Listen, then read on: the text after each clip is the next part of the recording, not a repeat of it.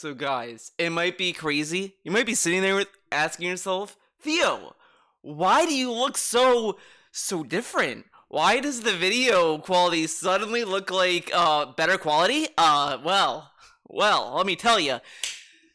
I updated my computer. I got a new iMac. It's an iMac Pro. It was my brother's old computer. He didn't need it anymore, so he gave it to me.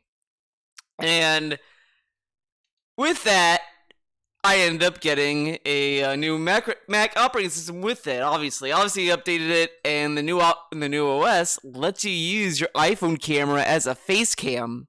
And obviously, my iPhone camera is the best camera in the house. So that's why I look like this. That's why you're seeing the crispest of video quality of me.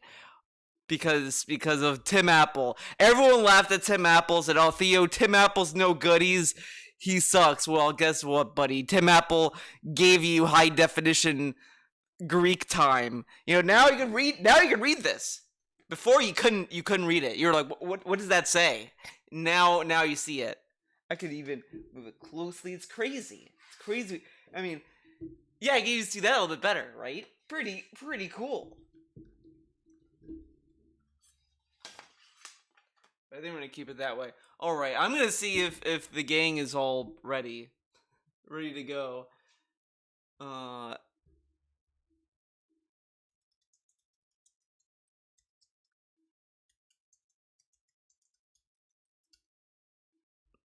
I totally forgot I was supposed to give Retro like an hour heads up, but my bad, Retro. I'm sorry. All right, Retro's ready. Okay, that's one person, but no one's in chat. If you're in chat, if anyone's in chat, type 1 now.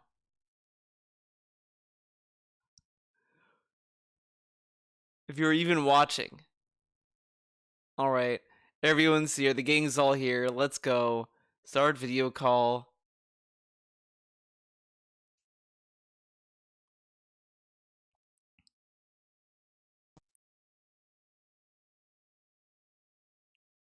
Did anyone else get a really weird and different video ringing notification today?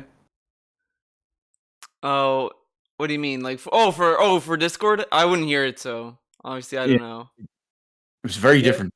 It had some fucked up Halloween music or something. It's November, damn it! I know. Soon it'll be Christmas music. Tomorrow. Dude, tomorrow should be. I went to Target yesterday, and they didn't even have Halloween shit up. They had Christmas stuff on the shelves. There was zero Halloween shit. Oh yeah, they heard. Wow. There we go. Yeah, am I imagining things are? Theo, did you get a new camera? Is this the one on that Mac you got?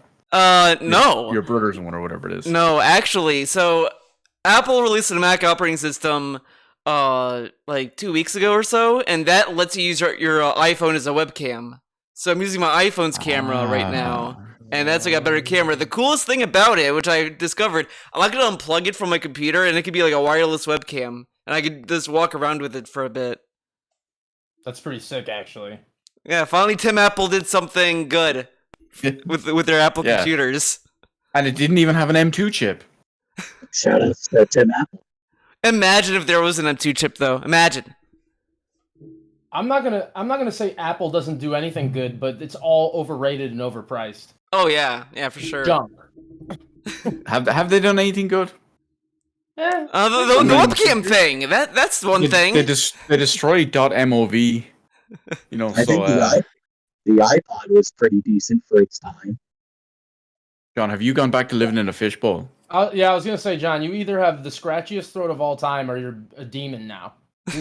Like, is this another Discord Halloween prank? I'm not sure. There it is. Now it's working. Now we hear you.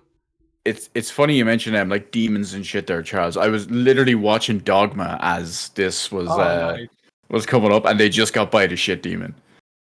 I'm a fucking demon. Speaking of demons, I played Bayonetta 3, and that got some demons and homunculuses.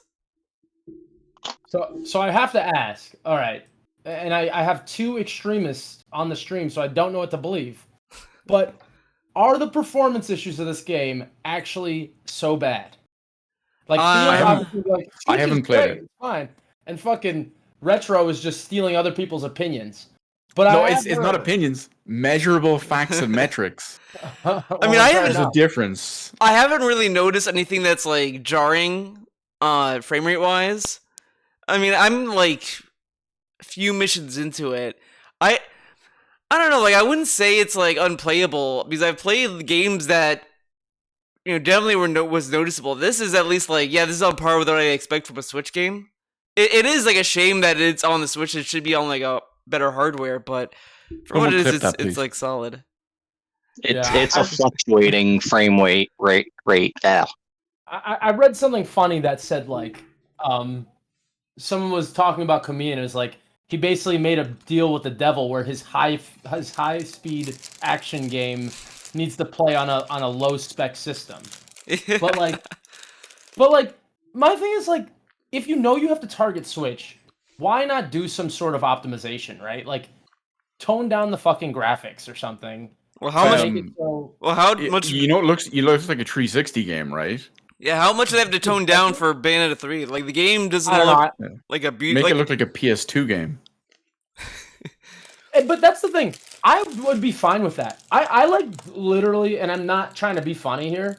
Like, I don't think games have to look any better than like Dead or Alive 2. Like, who gives a shit how good the graphics are? Like, if the game is fun, who cares? Yeah, but realistically, they can't market that in 2022 as, hey, here's this new game, because your average person is a clown. Sorry, let me rephrase that. Your average Switch user is a pair of clown shoes. But people play fucking Shovel Knight and fucking, I don't know, other shit. Well, those games are like priced at like $30, like $20, so people can like look past it. Like this is a $60 game, and it's like, yeah, if it looks like Shovel Knight, it'd be kind of silly. Also, they're marketed as kind of like throwbacks. Yeah, it's marketed as like a retro thing. It's basically a different market. But speaking of which, Tio, have you ever played 8-bit Bayonetta? No. It was okay. Oh. But you can play it now. It's on Steam. Yeah. Didn't they remove it forever? Oh, did they? Yeah, I thought it was limited time only. If you have it added to your Steam library, you can do it. But probably crack it somehow. Yeah, I'm sure it is, but Tio does have a Mac, so it is funny though that you bring up performance and all this stuff. So I played Horizon Forbidden West. I was just trying to clear it, and I put this on Twitter. I put this in the Discord. The AI and the whole way that this game is programmed is ridiculous, and I kind of think so. This is running on the same game engine as Death Stranding, and the engine seems like it's built for Death Stranding more than anything else because Death Stranding, you can like climb any terrain and just try to like cheese your way around to make deliveries. In Horizon Forbidden West, if you like touch a wall, there's like a chance you might get stuck in it and you can't get out. Like I had to stop and quit the game because the main character jumped over a piece of rubble so far that it like sucked her into a little crevice and she couldn't get out. So I had to restart the whole game to fix it. The one of the final boss fights you fight in that game, I got him stuck in a corner and just mashed the melee weapon and killed him that way. I saw this video you posted where he just didn't fight back. Did you try to let him reset or anything? Okay. You shouldn't need to let him though. I know, just to see what happens. Well, this is the thing. I was doing that fight like a few times and I kept dying.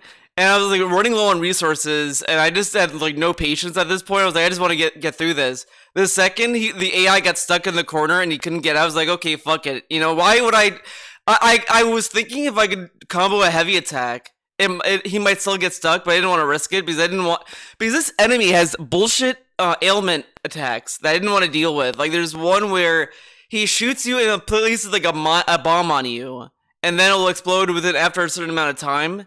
And I like no health at that point. So I was like, yeah, I'm not letting him do these ailment attacks. So I just kept mashing him to the corner. Because as Retro said, the game should not have let you do that in the first place. Like they should have had some kind of answer to that. Or because the thing is, the guy could fly. Like he could literally fly. He has explosive attacks. He could have gotten. There was 1 millisecond of a window I gave him. He didn't take it. I was like, okay, fuck it. Let's keep going. Yeah, have either of you played God of War 2018? I have, yeah. No. Okay, well, Tio, you'd probably know at this point then. It's exactly they actually solved this problem in that if you fight any of the Valkyries, they basically have like a specific pattern, and then they leave an opening for you, and you can wail on them as much as you want during that opening, but it only lasts for a certain amount of time, and then no matter what, you can't stun them, you can't protract it, you can't prolong it, anything like that. And as soon as that window is over, they do like a knockback spinning thing that always hits you if you're within range. So that counters it out to like essentially the boss in Horizon Zero Awards 2 should have done that. Yeah, but I mean, I'm not defending this game because I'm not even interested in it because it just seems like generic like adventure. Oh, the first one was trash. 2 out of 10, literally 2 out of 10. Oof, I kind of like the first one. A I lot hated it. more. The second one, okay, so by the end of it, I kind of started to feel. So the whole like why everyone like doesn't like Sony games, like, oh, they're like movie games, they're not like actual gameplay experiences at all anymore. Horizon Forbidden West kind of made me like agree with that side mostly because at least with God of War, that at least feels honest with what you're getting when you buy that game. At least there's gameplay to it. At least it's like whatever.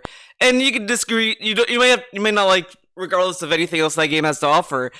Horizon feels like it's lying to you, trying to give you the guise of, yeah, this is an open world game. You can build your weapons and do all this stuff with the open world environment, but everything has just been done before and just doesn't do anything. And half the changes they did in the new game ruined what I liked about the first game. Like the Tallnecks, which is like how you get more of your map data in the game, was kind of fun to climb and figure that out. In Forbidden West, it became a chore to figure out how you're supposed to do it, to the point where it's like, don't care, I'll just fucking fumble around to where I need to go instead. The hacking was fun when you're trying to hack like different machines when you go to each cauldron. Now you need to do a cauldron, which is like a gauntlet of enemies. Then you have to find all these resource parts, then bring them back to your base, and then hack into your computer to then be able to hack that machine. And it's like, this is way too many steps. Like, enough. I don't want to keep going back to base to do that. Is that only in the second one? It's only in the second one. The first one, if you do the cauldrons, you just gain the ability to hack that machine just off the bat. They just give it to you, I think. What were the cauldrons? I don't remember it off the top of my head under that name. They're like just factories for each machine. If you go to a cauldron, it's like you go down to the core of it or whatever. It's like hidden mini dungeons almost. And by the end of it, you gain the ability to hack like that specific machine. No, I don't remember that at all. Maybe I just kind of blocked it out of my memory because I hated the game.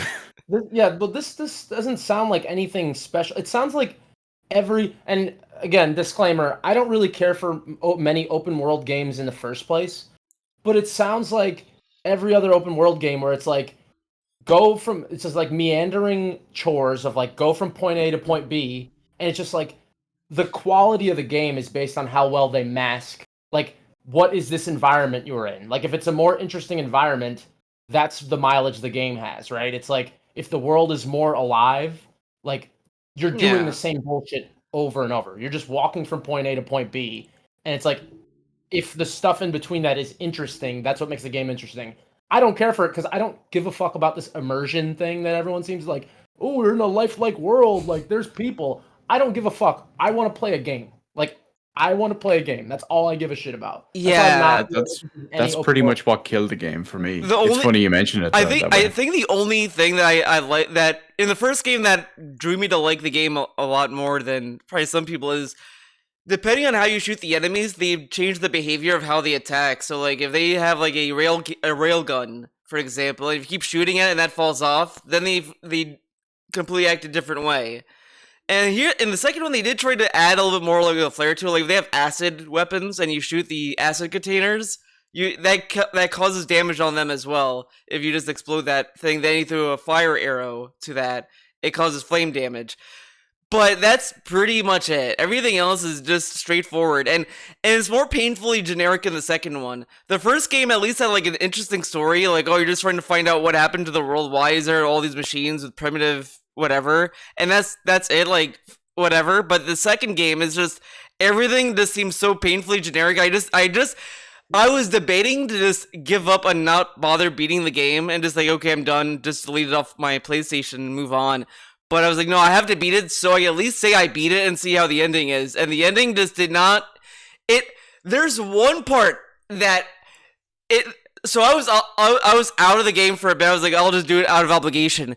They get to this one part that's like really cool and interesting. Like, oh, you're going to this old laboratory of this one guy, Ted Faro, which is another person from like way back, whatever. And you're reading all these documents, like how he tried to get immortality and he became a monster and he's just a piece of shit, whatever. There's a cutscene where it's like, oh, we found Ted Faro and he's still alive. Oh, fuck. You see him and he's like a monster, but they don't show the monster. He's like in another room. They show a character walk in and walk out and just say, burn everything. And they burn everything and that's it. It's like, you're not going to show us the fucking monster. You allude to a fucking monster. Don't show it, then that's it. And that is like the high point, and then that's it. It never... I think it's all incredibly uninteresting to me. Like, even if they show the monster, it's like, who gives a fuck? And like, let me give you a better example of what I'm talking about, because like, this might be a hot take, but I truly think that like every open world game, the gameplay for the most part is just as shallow as this game is. It's just like, a perfect example is like Red Dead Redemption, right? The power of that game is all of the stuff, like the personality in the world. I met a musician, just a random dude, right? That he worked on that game and he like composed a random, like there's like a quartet of musicians you can find randomly in the game. You could never see them, right? But there's like a quartet of them that make music and you can interact with them in different ways. Like you can point guns at them and do all types of shit. And depending on what you do with them, the music changes. Like you might kill one of them and be like, okay, keep fucking singing. And they're playing a different song depending on who you killed or whatever the situation is. And it's like, that is an incredible attention to detail and like creates this illusion of a world that you're in, which makes this quest of like, go to this tribe and talk to this guy and go shoot that guy. It makes that interesting, but not to fucking me. I don't care. Because at the end of the day, it's just generic. Someone said this to me before, like that I'm reductive on games, especially when I was talking about. I remember someone said that about when I was talking about the game where you Colossus, right? It's like Shadow I'm of Colossus. But it's like if I look at the game and that's all there is to the gameplay of the game, like how could I be anything but reductive, right? Like there's nothing else to it except move to this next spot. If I don't give a fuck about all of this immersion stuff, then the game does nothing for me. So it's like, fucking Red Dead Redemption to me might as well be Horizon Zero Dawn, because it's fucking the same shallow gameplay of some third-person shooter. Oh, I get that. I mean, the whole thing, like the Ted Faro monster thing, that's just more like a story thing that I was like more interested in, because the story I checked out the whole time, and it got to the point where I just wasn't paying attention to what they were talking about, because this is the thing that pissed me off the most about this game. The first game, the dialogue seemed more concise and just straight to the point. The second game, Charles, you would probably hate this game even more than I do. This is how they talk. So we are going over yonder, and there is some machine over there that is very, like, moves in a very artistic, godlike way, and we pray to this machine in such a great detail and amazing ways, whatever. It was sort of like a monologue. Then there's like a whole web of dialogue options you go to. You go to each dialogue option, and then that fans out even more dialogue options, to the point where it's like, I don't give a fuck anymore. I just keep going to the main one the whole time. It's like, okay, just speed it up. I don't care anymore. This is me playing every Atlas game. No. Where's this Persona 5 Royal, by the way? Come on, it's been out for like a week. What's going on? Okay, I was literally going to turn it on and like check it out until I jumped into Retro Stream and I was like, the intro, wasn't it? Like, the tutorial. I'm gonna go play. Like I said, no, that's what I said. I said I'll play until 2 hours in, or the first dungeon ends. And they were like, and Retro goes, oh, Charles, you're not even going to start the game.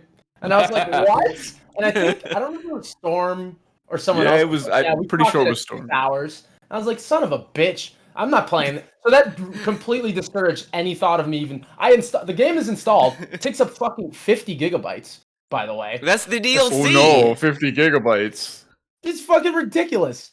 Is that supposed to be a lot in 2022? Come on. For that game? Come on. You know, but like these games are super bloated though, because what they do is because to optimize the games, they'll ship it with multiple textures of the same model. It's not even the textures in Persona 5 Royal's case. It's actually all the additional languages. If you delete all the additional languages and just leave English, it's like 25 gig. What the fuck are they doing? Don't give me languages I don't need, bitch. Well, I agree. It should just give you the option to just download the one you wanted to start. But I mean, I have internet. I have real internet. I have a good computer. I have storage. I have space. It's fine. It is kind of funny. So you can listen to the original Japanese voice actor. Why would anyone use anything, like especially you, Storm? Why would anyone use any any language option that's not English in a Persona game? But it's funny, just by going back to what Charles was saying a minute ago about the whole the mariachi, not mariachi, but the quartet thing. Right. Like I said, I was watching Dogma. They had that's early Kojima stuff when you think about it. Like that level of detail and the minute differences and stuff. That's early Kojima, if you ask me. That's that level of stuff, which is what he used to be good for. The Kojima games are actually fun on their own merit, though. Oh no, I'm not comparing them to the games in general. I'm just saying like that specific thing, that level of detail. But yeah, everything up to MGS3 was fun to play. Yeah, it's like I want my thing about a video game is like give me a fun game first, and then I'll love to explore everything about your world. But if I'm just like meandering around, like trying to discover things, I'll go outside. Like I'll go talk to people in the real life. I don't give a fuck about this fucking fantasy Westworld. Like touch grass, bro. Seriously, though. I'm with all the popping, dude. Games, bitch. I don't fucking care. Speaking of what we call it, the adventuring in worlds and immersion and all of this stuff. So I'm gonna disappoint everybody. I broke one of my own rules the other day. So this is something I was not going to buy because I've already bought twice, but I was going to wait till it came to PC because it's already announced. But out of sheer boredom the other day, I bought this. Oh no! Wow. That you just spend money. Yeah, it's what I do. But retail therapy and all of that. So I'm not gonna lie, right? I love The Last of Us, the first one only. I hated it the very first time I played it on the PS3. I loved it the second time I played it, and then I've played it like multiple times on PS3 and PS4. How's your, what would you call it, world building and all on that one? I haven't played it. I have a copy of it. Maybe I have the original PS3 version. Maybe I'll play it. But it's again, I think I just don't like third-person shooters at all. Like I'm trying to think of like what's a third-person shooter that's like an undisputed good game. Max Payne 2. Okay, actually I do like Max Payne. I lied. But, like, maybe I just don't like the third post. The modern ones. World. I think it's what was that one? I think it's more true crime. I like true crime. True crime is fun too, actually. Yeah. I think Gears of War did more damage to third-person shooters than Resident Evil 4 did, because RE4 at least like gave you an atmosphere and all that. I think Resident Evil 4 is good. I think everything that tried to imitate it afterwards is bad. I get that. I understand what you mean by that. Like it's the imitation, but I think Gears of War just kind of push it even more, where it's like, because now every time I play a game and I see like chest high walls, I just like, okay, this is gonna be a cover. There's gonna be a shooting area. It's that's a zero punctuation reference right there. Yeah. Is that a Yahtzee quote? The chest high walls thing. I remember that, but it was unintentional when I first said it. After I said it, I was like, oh yeah, he did say that. So it was kind of like a subconscious reference deep down. Yeah. Sorry. I was gonna say, like, the other thing about third-person shooters, I did get the Resident Evil 8 DLC that they did, where they made that into a third-person shooter. And that mode I kind of liked it, but I kind of wish they kept the cutscenes in third person as well, instead of like zooming into the character for a cutscene. Because I would have just loved to see how goofy the whole cutscene is, just with Ethan just hanging there or whatever, instead of going to his like perspective. Because the game's already goofy. Because you play the game and every time you try to look at his face, they program him to look away, even though like you kind of look at his face just by ripping the model off the game. But it is a fun addition to the game. I do like RE8 a little bit more than I did the first time, because I'm more of a third person guy anyway. So Yeah. All right, let's just what bring that I down was- a while because these usually Big Bun Game Club has been secret for such a long time. Let's read some comments because Storm's going off in the chat. all right. So he was talking about he's saying I think he was talking about Horizon whatever, and he said the game's bugged. And he said God of War, the new God of War and Horizon are both very mediocre at best, are really mediocre at best. It's true. Original God- I don't like God of War, but then I only played this one because it came to PC, and I thought it was like completely average at best. Yeah. Yeah, I wouldn't say mean, it's like anything like remotely interesting. I did have more fun than what I expected. I was just curious to see how they would do a hack and slash game like over the shoulder like that. But it's I think it's just like it's a more generic kind of game that's like it's there, it's fine. But it's I played the new ones, but I remember the original God of War just being like it's just so fluid and controlled. Like I think the most important thing in a video game for it to be good is that it controls well. Like because God of War It was so probably fluid. 60 frames per second. Well, yeah, that's true. It was a PS2 game. Yeah, I honestly think I would say God of War controls better than like Devil May Cry, like the original ones. Like, okay. if you play God of War versus like Devil May Cry 3, I think God of War, the original one, Ooh, like that is more fluid control than Devil May Cry 3. I don't know about that. I'd say it's God of War 3 maybe edges out Devil May Cry 3.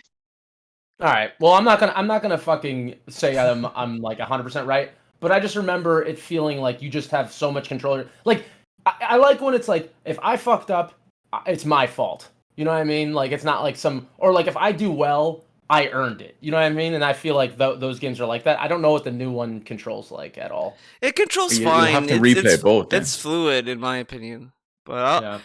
I don't know. Oh, speaking It's of not hack and broken. slash, though, I played Bayonetta 3. Great.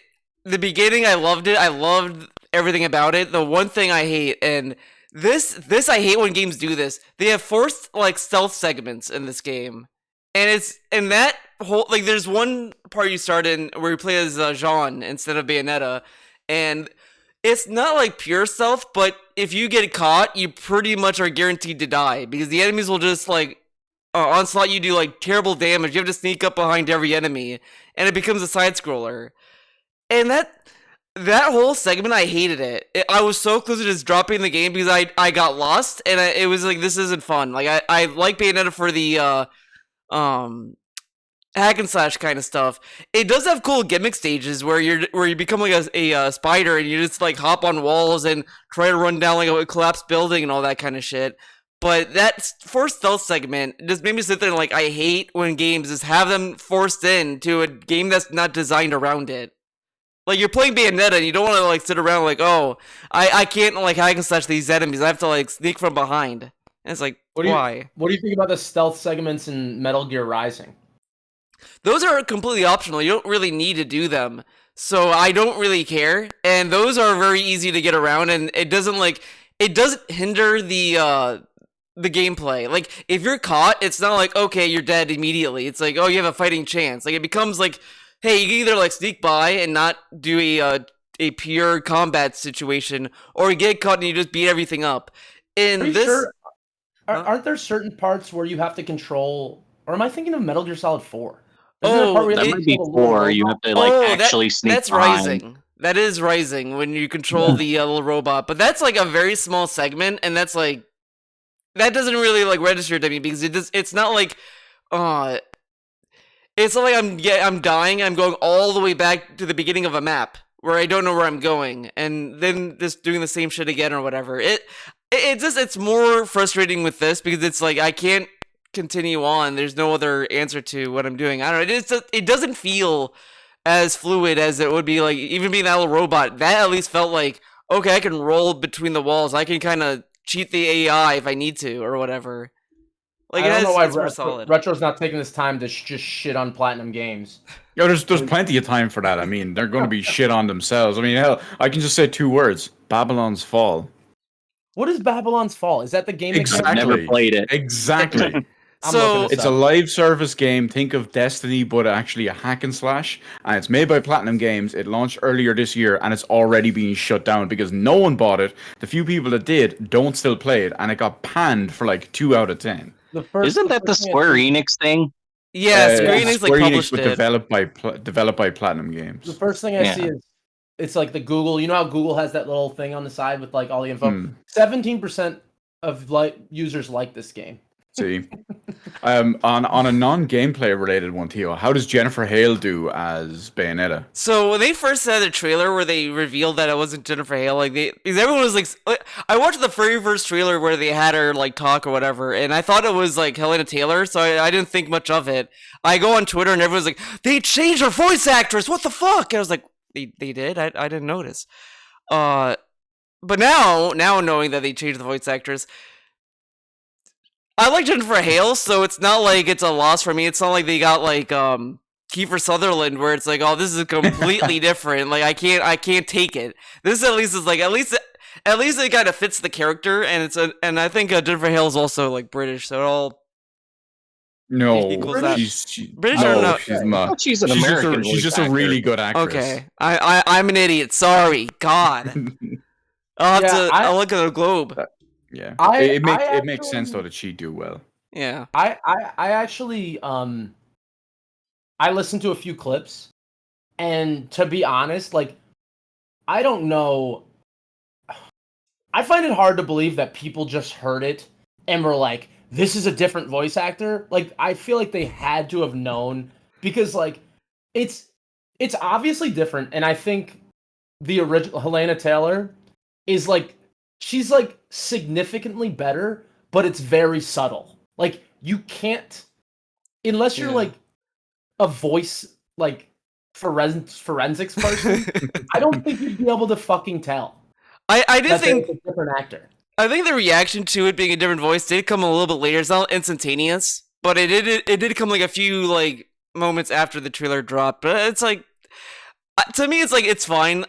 They always change voice actors in some projects, and I can look at one way or the other. The only time I will probably like be stubborn about it is like if they did No More Heroes 4, they do not get Robin Atkins down to be Travis, then I'm out. Like that. Yeah, what if it sounds like they could get Troy Baker? Oh fuck that! If it's Troy Baker, then I'm not buying a Suda 51 game ever again. But here's a perfect example for you. Have the three of you played the Arkham games? I assume. Yeah, I have. I have. Yeah, I was gonna say that. Okay, when they got, I think they got Troy for the Joker in Origins. That doesn't count as Origins. It's not a real Arkham game. But I'm assuming you've all also been big fans of Batman the Animated Series. Yeah. Yes, of Yep. course. Okay, so Harley Quinn, through all of Batman the Animated Series, was voiced by Arlene Sorkin. Yeah. In Batman But she Arkham retired. Asylum. Yeah, but she in Arkham Asylum, she was voiced by Arlene Sorkin. Now, given the fact that there was several years gap between Arkham Asylum and Arkham City, which most people wouldn't go back and play in between, or most people wouldn't go back and rewatch, the animated series or whatever. When Tara Strong came in to take over as Harley Quinn from Arkham City, and I think she was in Arkham Knight, but Arkham City is the main thing anyway. But when Tara Strong took over her, it had been so long from when you had heard the proper, or the original voice of what that she did a close enough facsimile that it was. You would think there's no difference, Right. but if you go back and play Arkham Asylum and then straight away play Arkham City, you hear the difference. Nah, I knew immediately. Only though. if you play them back to back. Arlene has a notice very straight away. distinct Harley Quinn that you could tell. I don't know. Like I yeah, knew, I knew have to growing play up, back to having back. watched the animated series, I was like, that's not the same voice actress. That's somebody different. But I also looked it up and saw that she's not doing Harley Quinn anymore. But people like us, like we're the kind of exception. We pay attention to this stuff a little bit more. We know who the voice actors and all are. Chances are someone is just like, oh, I grew up listening to this, or hey, played it in the last game, and it's close enough in the new one. Maybe she's just 4 years older that it sounds a little bit different. Yeah, But it's like I knew. it's subtle things like that. I can kind of. It's like I knew when Kevin Conroy wasn't Batman. Well, listen. Kevin Conroy is the only Batman, right? I don't care what anyone says. But then here's another difference though with both of those voices. I agree with Retro that it's like unless you're like really paying attention, you're not really gonna notice. But the other thing with those is like those voices are way like there's what 84 episodes of Batman the Animated Series. So you hear Kevin Conroy and it's like there's hours and hours of voice to hear. Like Helena Taylor has probably done 4 hours of Bayonetta lines or however many, like 5 hours of Bayonetta lines. So it's like less impactful, so it's less ingrained in your brain. Like Jennifer Hale does an impression of her and it sounds almost the same, right? Like Kevin Conroy, it's like you hear this man, like he's done interviews and press junkets and all this shit. So it's like a little harder to detach it. But like it's even still like such a good impression that it's like, it's not Kevin Conroy, but this is a really good impression of Kevin Conroy. So like it's almost the same. I do. Only nerds care. Yeah, I will say there's a that- really other good example for Bayonetta. When did Bayonetta 2 come out? I think it was 2014, right? Yeah. Yeah, 24. I want to say so 2014. your average Bayonetta player would have played Bayonetta 1, and then they'd play Bayonetta 2 in 2014, and then they would play Bayonetta 3, assuming they're not, rebuying all the ports and all as well. So 2014, 8 years, 2022, big gap. Sounds close enough. Yeah, exactly. But so a little bit different, but with Bayonetta 3, I would love to know what the fuck was that cameo deal that they had, because like they had like some cameo that they were gonna have for Helena Taylor in the original like deal that was supposed to happen, or whatever. And Did you beat the game? huh? Did you beat the game? No, I didn't beat the game yet. I'm still in the middle of it, so I don't know if that's like a thing with the ending. But it's like I'm just like, why would there be a cameo? Like, how would that make any sense to this? Is it a prequel? No, so this is the thing with Bayonetta. It seems to have a theme of like of convoluted nonsense. Like the first game is about like is it amnesia story? So it's this big convoluted stuff about her childhood and how it affects that. Bayonetta 2 is like a time loop where it's like the future influences the past. This is a multi-dimensional multiverse thing. So you're going through all these like different dimensions of different Bayonettas and all this stuff. So I guess that's what it would be. Like you would just go to another dimension and see Helena Taylor just walking around. I guess I don't know. Like, but it's like I don't understand how that cameo would have worked. I was thinking like, would it have been like the shit they did for Buzz Lightyear for that movie where they had Chris Evans just talk in the beginning of the movie. Welcome to Buzz Lightyear. I love Pixar and Toy Story materials. Hope you love the movie. If it's like that, where it's like Helena Taylor's like, I love being Bayonetta. Bayonetta's cool. Enjoy the game. Like that'd be too ridiculous. I'd assume. Here's a weird question: is Chris Evans Buzz Lightyear in that film? Yeah. Oh, sorry. Yeah. Actually, I should Because he correct that took over real quick. for Tim the Toolman Taylor. I should just correct that because it's about to get. Yeah, there's Storm just saying it now. I was about to say film, because Storm makes fun of the way I say film. Oh, He's a He'll make fun of the way hater. you say things in your chat. It's film, whatever. yeah, but what I was gonna say is based on the 3 minutes of voice clips I've listened to, like Jennifer Hale's performance as Bayonetta is more like I'm trying to be sassy type thing, where Helena Taylor's kind of just like effortless in like her confidence. You know what I mean? Yeah. So like maybe the whole thing, like you said, it's some interdimensional bullshit. Maybe she just would have been a different dimension version of Bayonetta. Yeah. Probably. The funny thing about this, and I kind of feel, the whole voice scandal thing, it's funny because she just misrepresented. She fucked her whole thing up. Oh Because yeah. she misrepresented what saw. happened. But like, I don't agree with the amount of backlash. Like, I'm always not on anybody's side. Like, the backlash that she got is not really warranted, but she also should have never done that shit. Like, because it sounds like she was going to be paid like $4,000 a session or something, or like $4,000 a week or some shit like that. And she was like, I'm going to get $4,000 for everything. But she was misrepresenting the fact that probably Camilla was like, all right, you don't want to take this $15,000. So just come in for one session and we'll have you in the game for whatever this cameo was. Maybe she'd be in a third of the game. And she acted like that was going to be her compensation to do the full game. But she's full of shit. But then like all these details coming out, I think I feel vindicated in that saying that like she's just a kooky broad that probably no one wanted to work with. She's primarily not a an actress / voice actress. Well, she's supposed to be in theater She's now. done practically nothing. Well, yeah, but I mean, as far Oh. as like TV and movies and games and Okay. whatnot.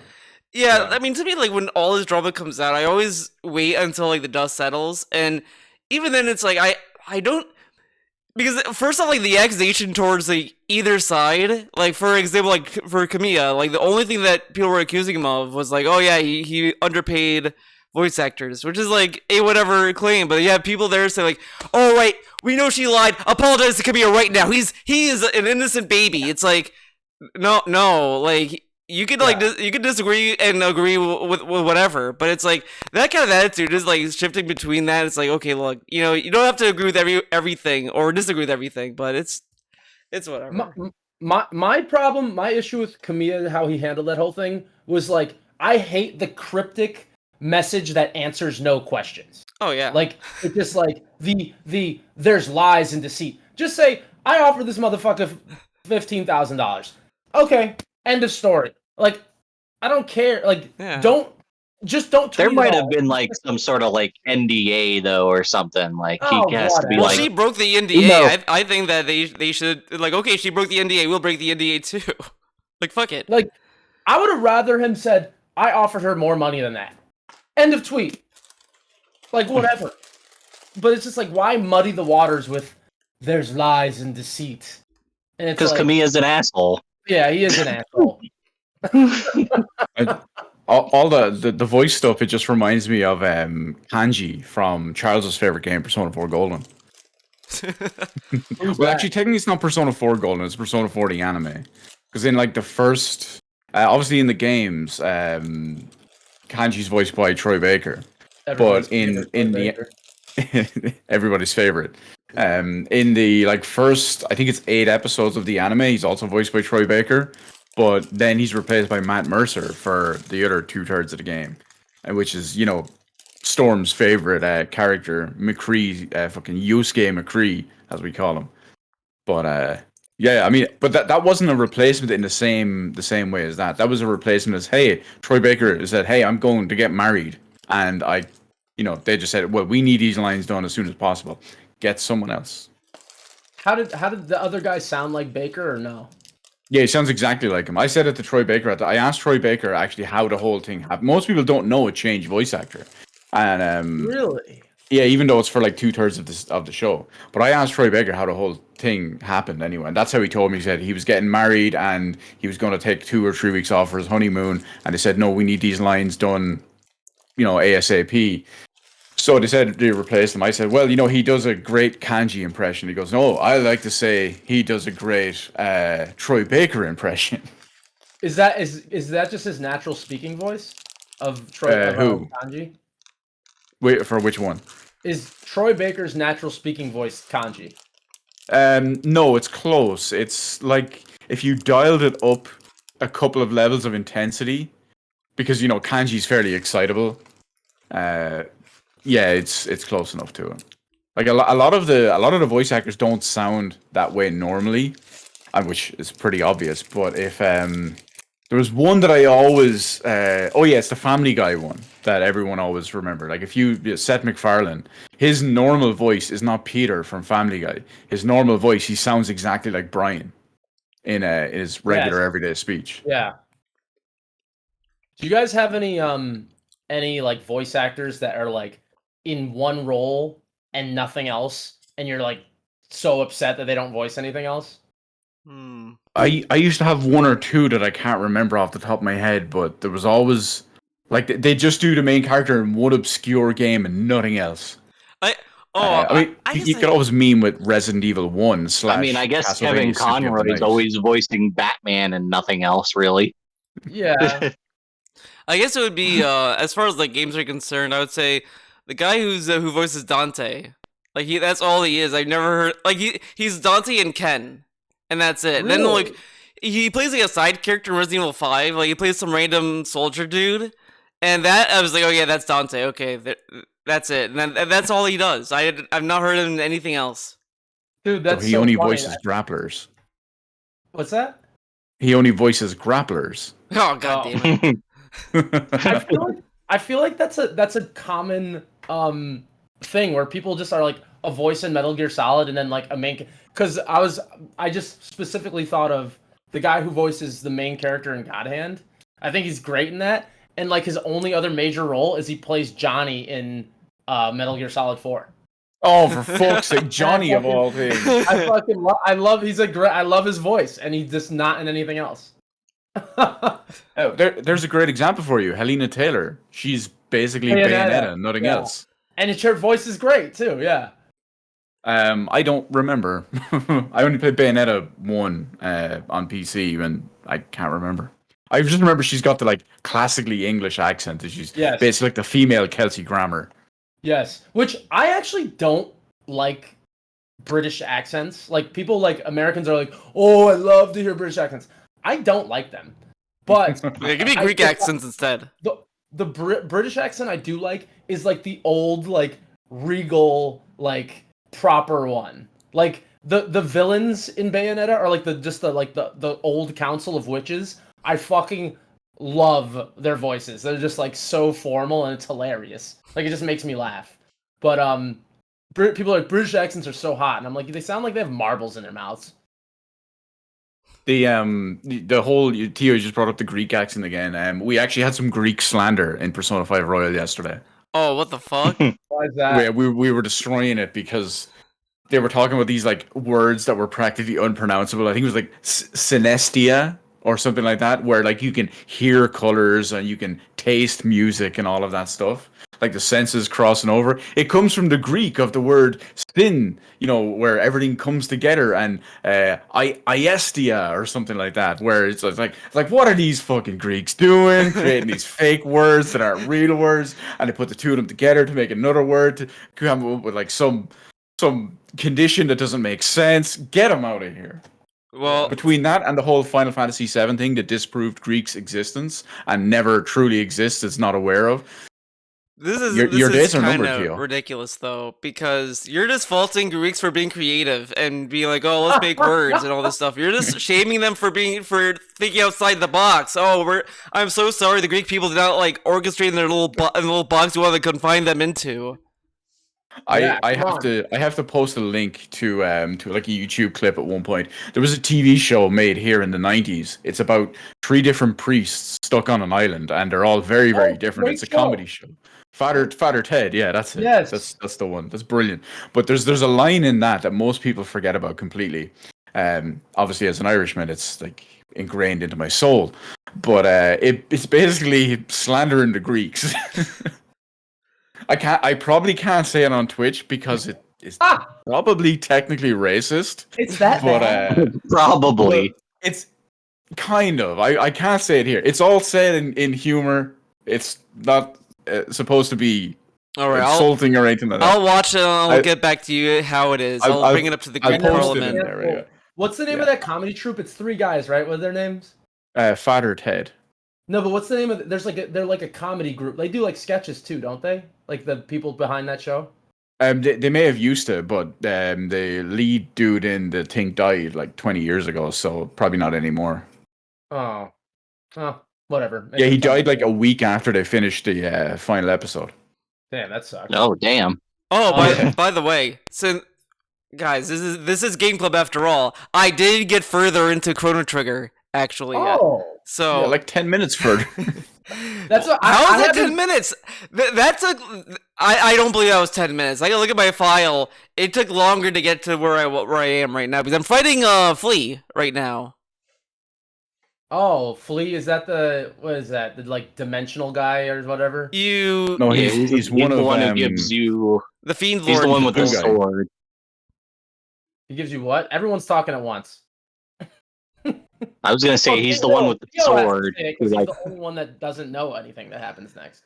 Yeah, so like I gave the frog guy. I named him Teddy. Unfortunately, I didn't know he was gonna be a badass character. So that's a L for that.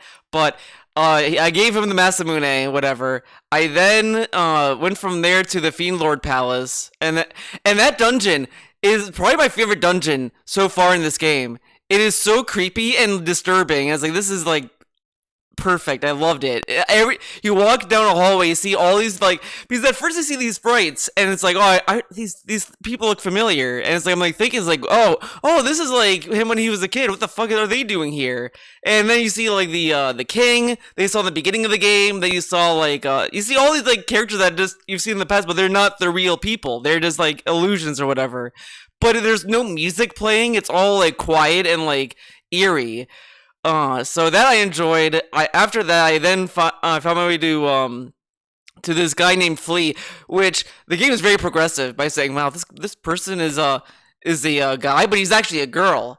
Wow, he's like, yeah, I forget the exact dialogue, but he's like, I'm above pronouns, or whatever. I was like, okay, that's he's like a shapeshifter or something. yeah.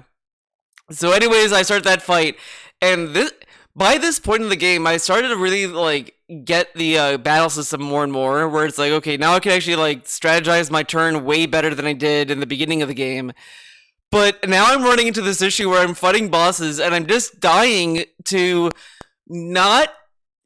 Because I would like if I do like a group heal, I have to wait for the main character to get a full bar to then do the group heal.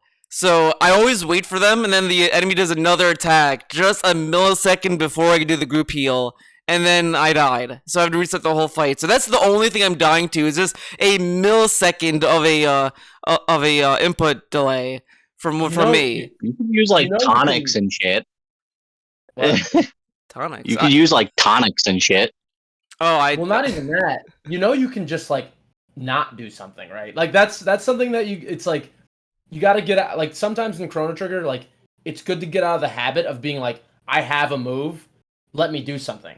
Like sometimes you could just sit there and not do it. Well, yeah. Well, or even defend. Well, yeah. Well, This is a point where it's. I wouldn't do an attack because it's like, okay, I need a like the enemy would do like two attacks or whatever on me. It's like, okay, I definitely need to heal this next turn. So I'd wait for like at least like two people to get their meter fill so I could do that group heal.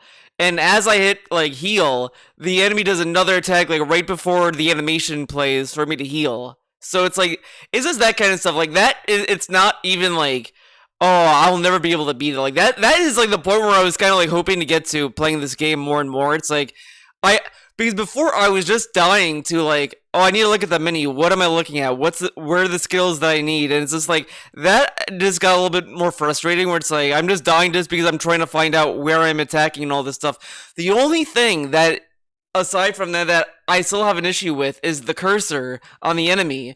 When you do an attack, it doesn't work the way I think it does. Every time, like, you'd have an enemy, like, on my left, middle, and right.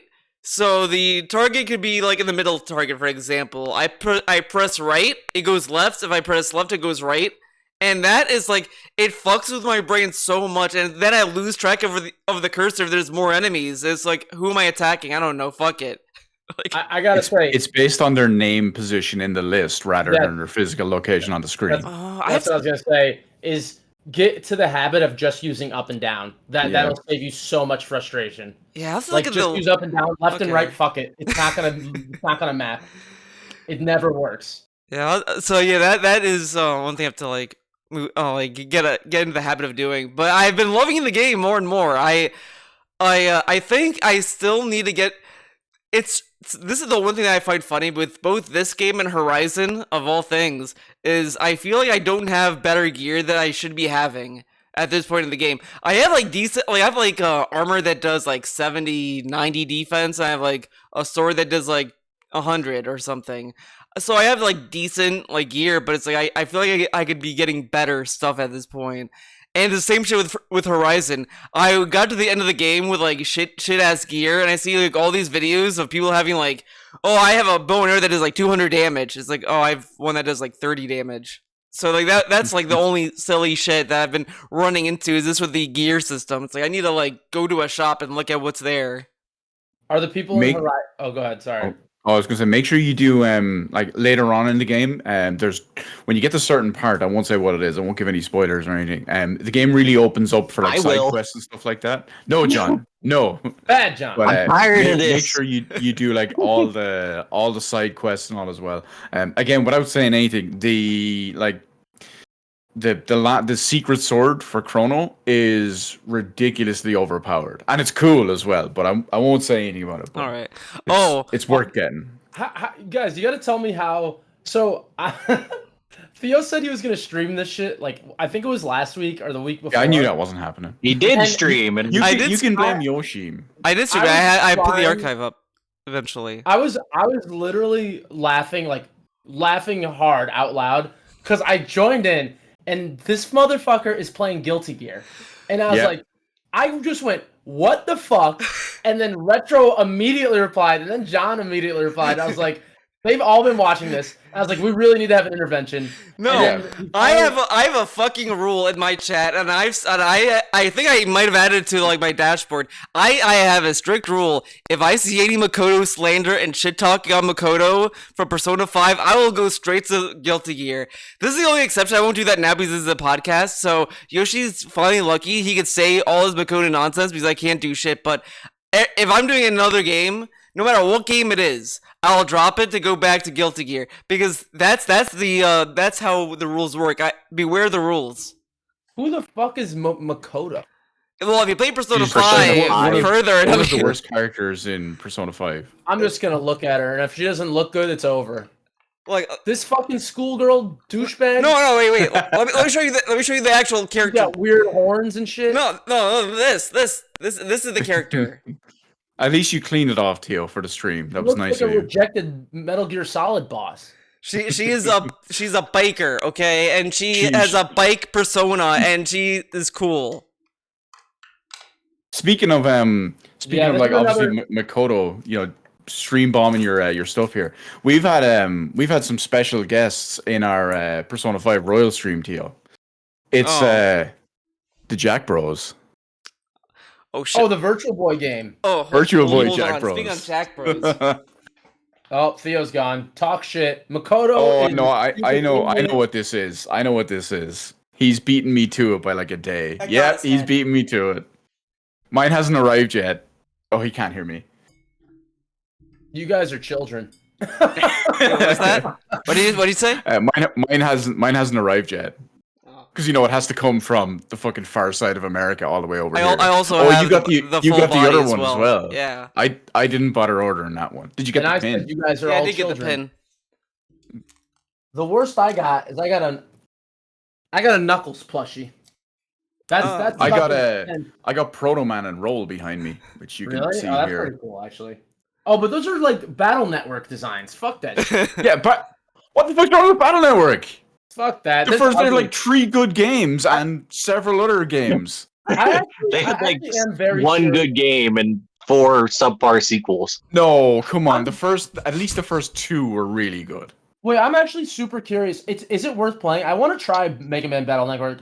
Is it a turn-based game or is it just like, No, it's like a It's an RPG on a grid.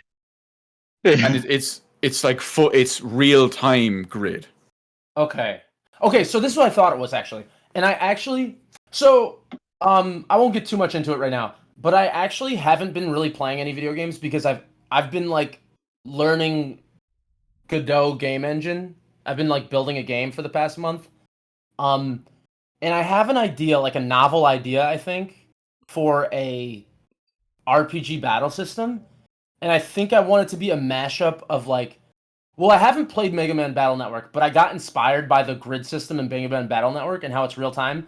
But I want to mix that with the Grandia, or Grandia, how do you say it? Grandia. Wandia. I'd call it Grandia because I pronounce everything incorrectly apparently. Fuck it. But you know what I'm saying? Like, you don't move. Yeah, with the in- active time bars and stuff Right. going up. Yeah. So it's like, so this is what I'm thinking. And I think it actually would be amazing. Like, think about like it's like Street Fighter characters, right?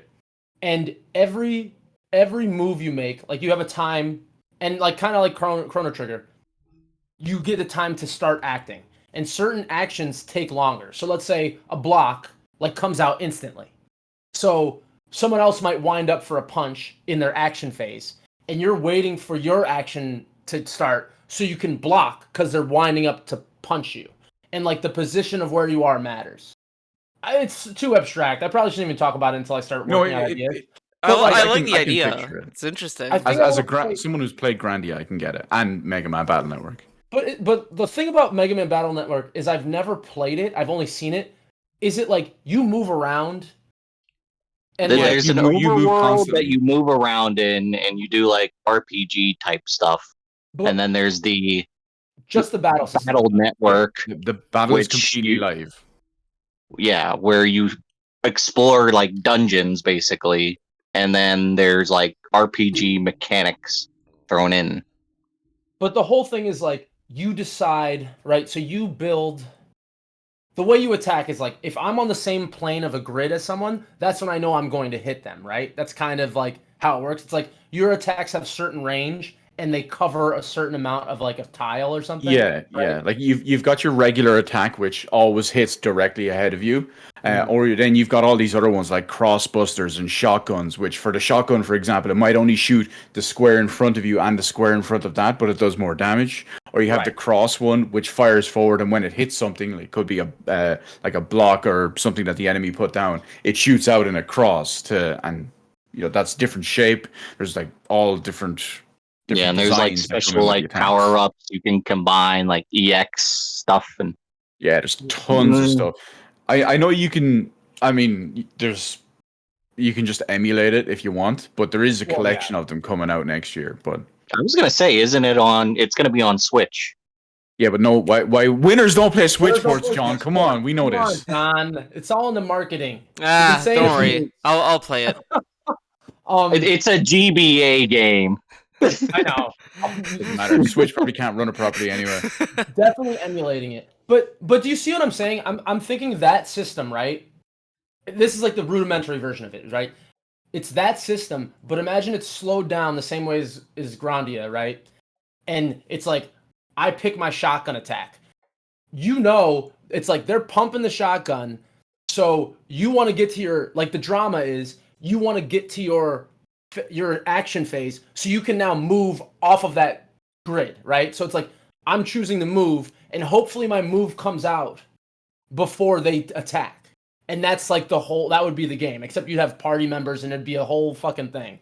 I think it would be super interesting, but I want to try to implement that.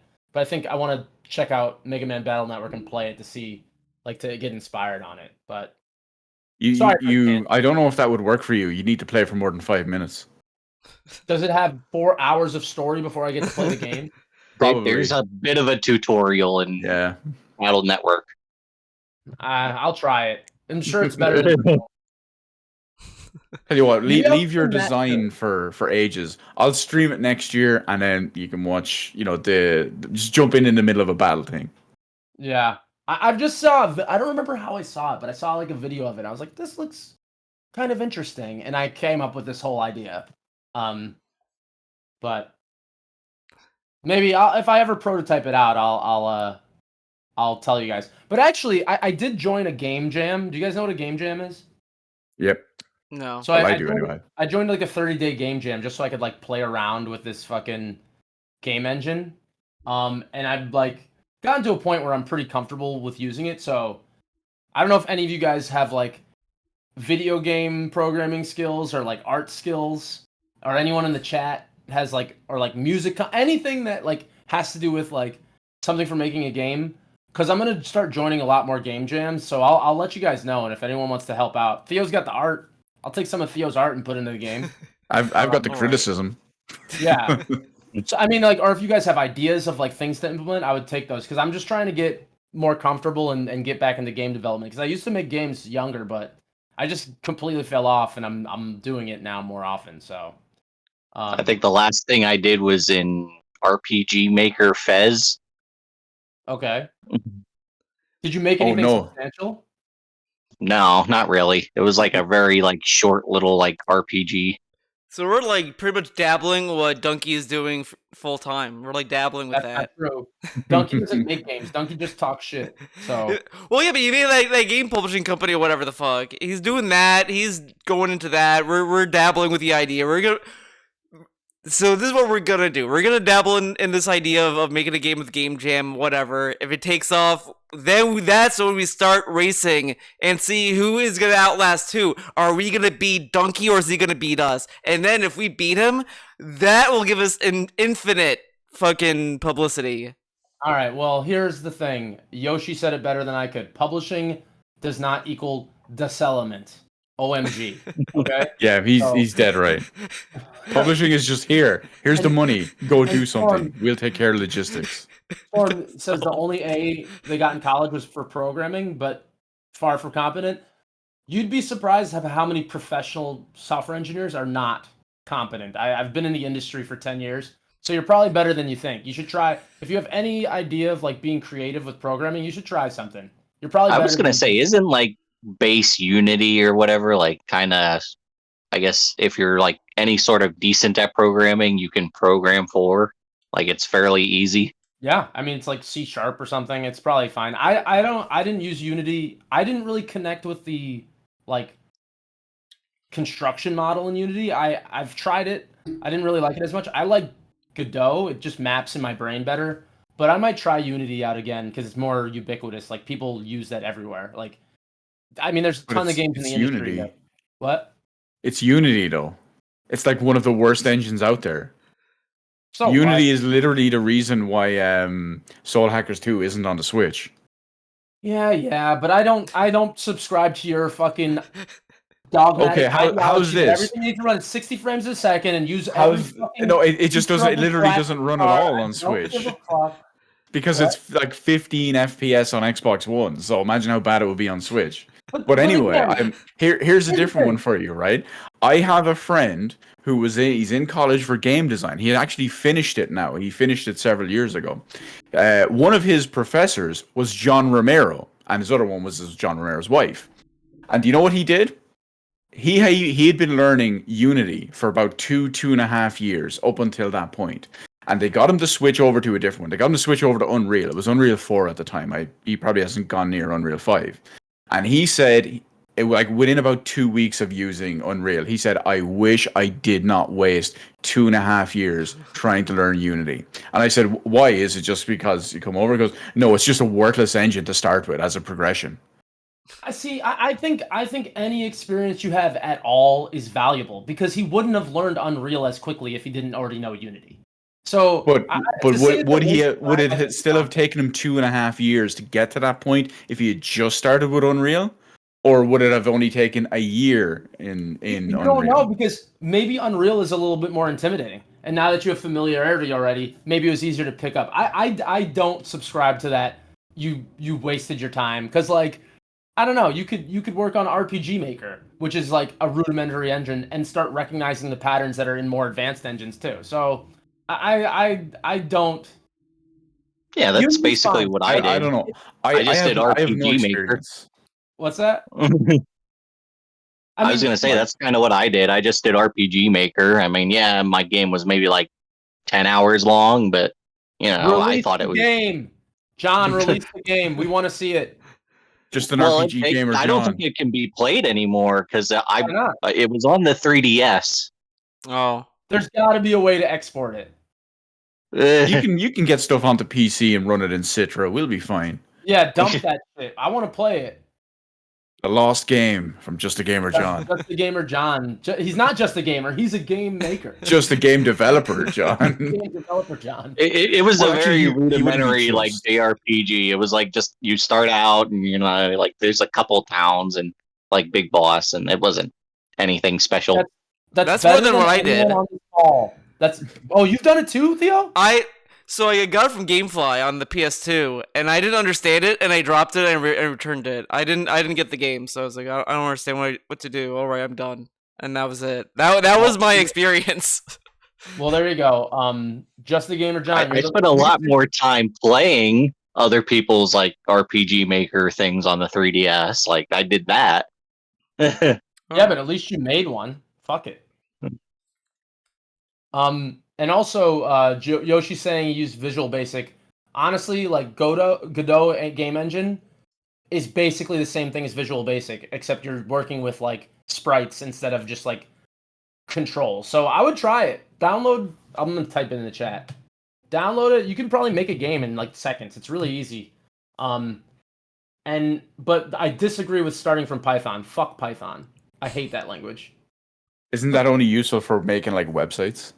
No, Python is pretty.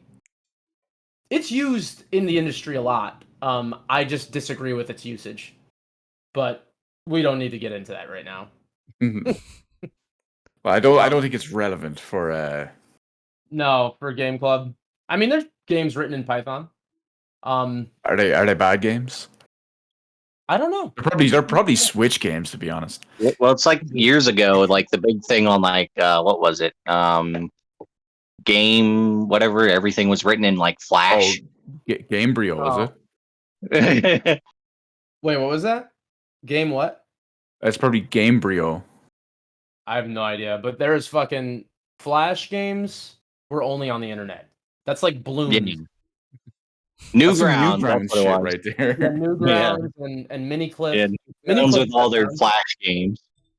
If I remember off the top of my head, I think Gamebryo was the initial basis for the creation engine that Bethesda use now. Really?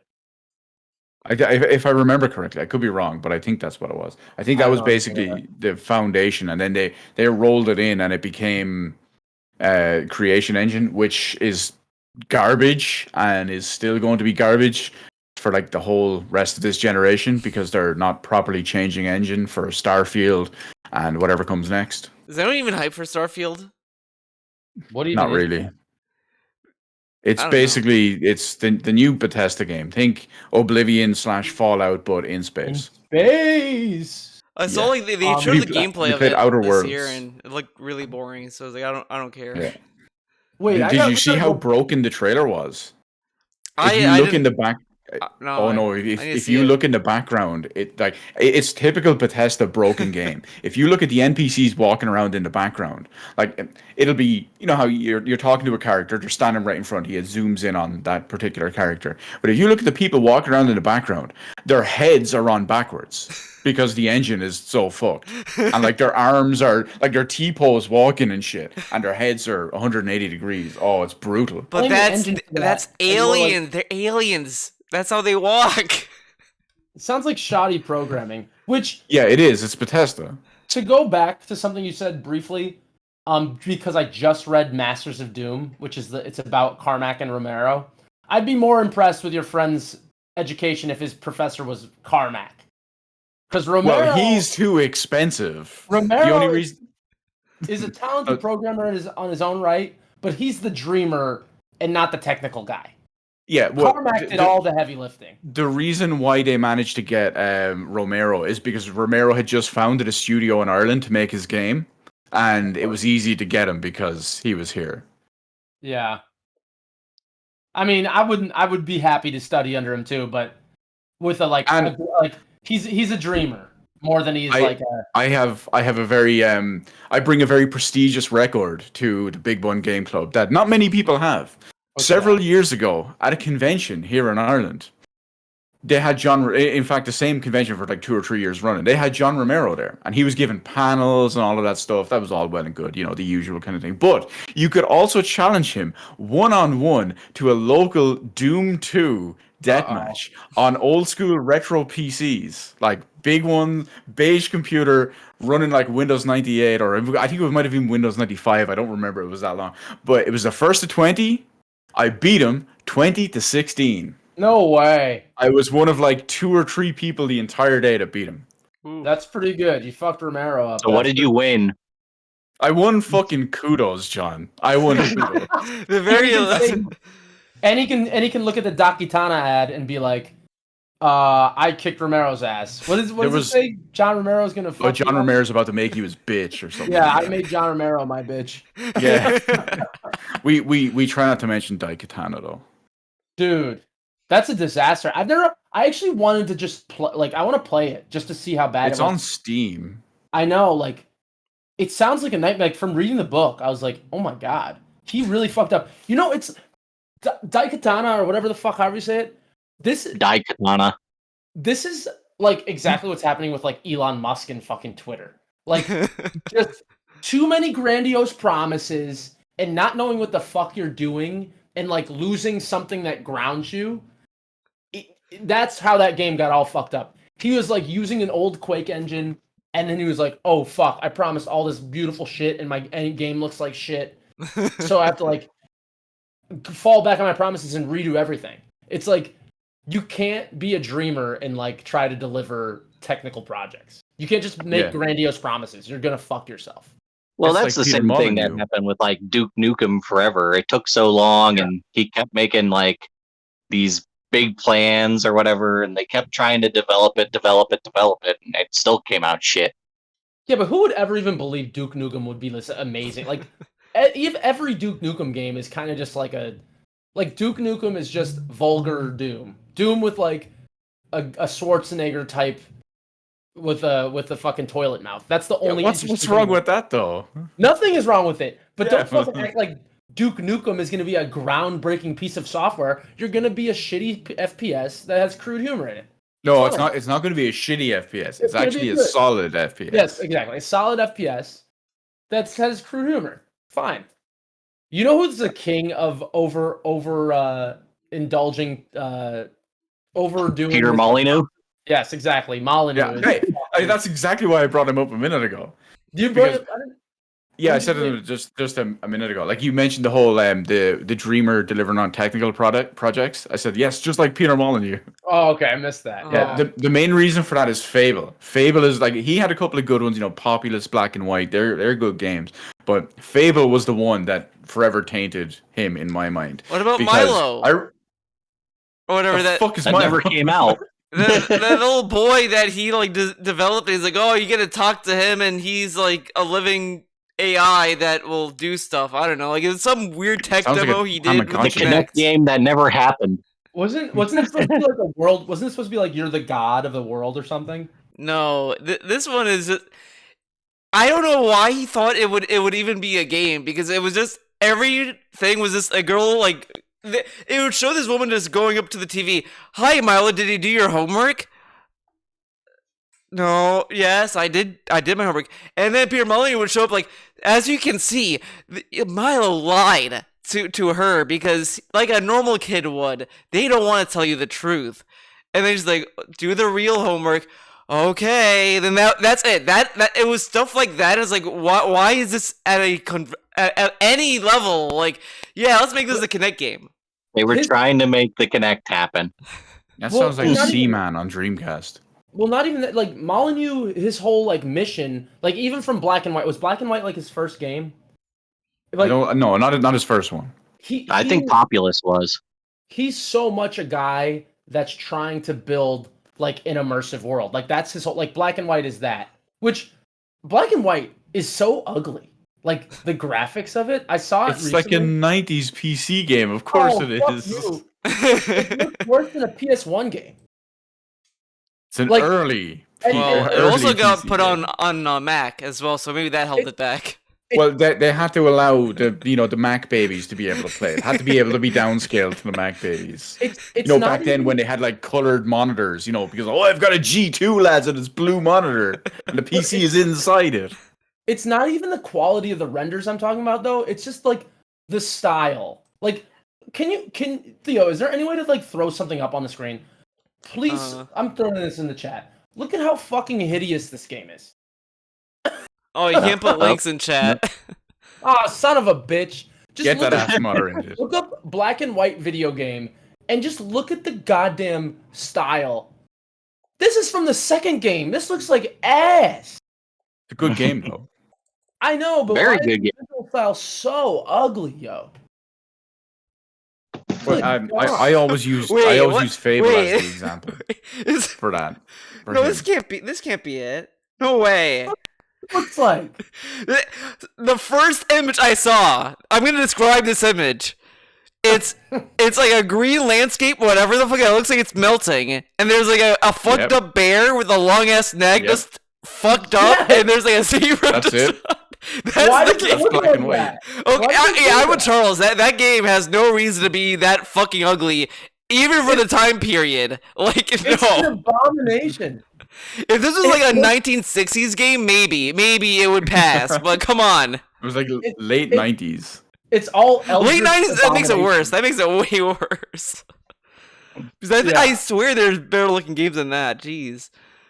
Let's see. Oh no! Oh god! I'm sorry. I got it wrong. It's early 2000s. Black and White 1 launched in 2001. Oh my god, that and it looked like 2001. that. We had Metal Gear Solid 2 at this time, which another game. I don't think games have to look better than Metal Gear Solid 2. That's See, all. this is Peter Molyneux for you. Okay, He's okay. got the Oh, dreams, yeah, this he's might be got the ideas, but he can't make it happen in a technical front. Damn it, that might be Right. much shit.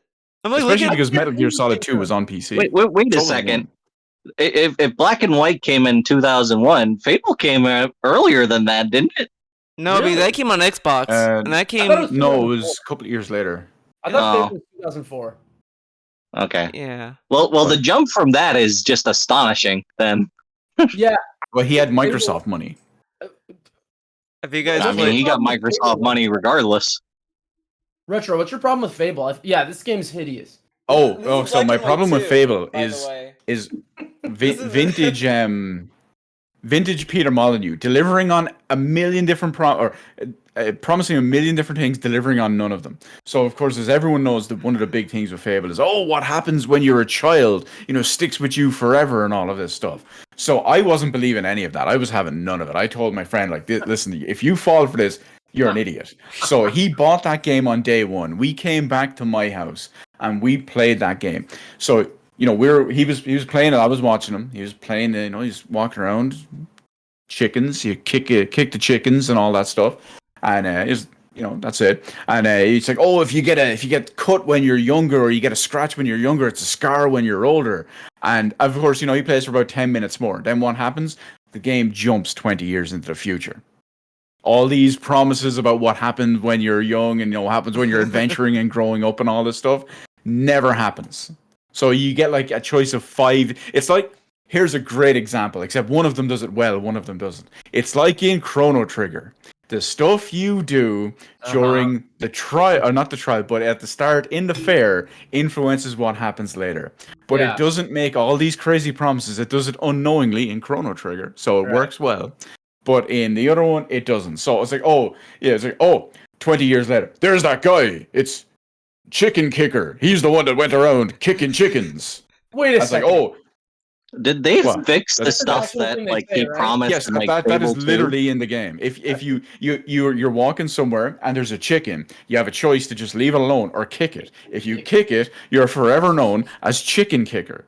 And there's a little bit later on where I think like you have a choice to try rescue something or do something or something like that. But you can, if you try, you fall and like scratch your knee or your arm or something, and you get a scar, it becomes a scar when you jump 20 years into the future. But Peter Molyneux and whatever that fucking soy-infused person whose name I cannot remember that made No Man's Sky. Oh, he's the Same promise. same guy. Yeah. Same promise. Basically, same guy in that way. Yeah, they're basically the same guy.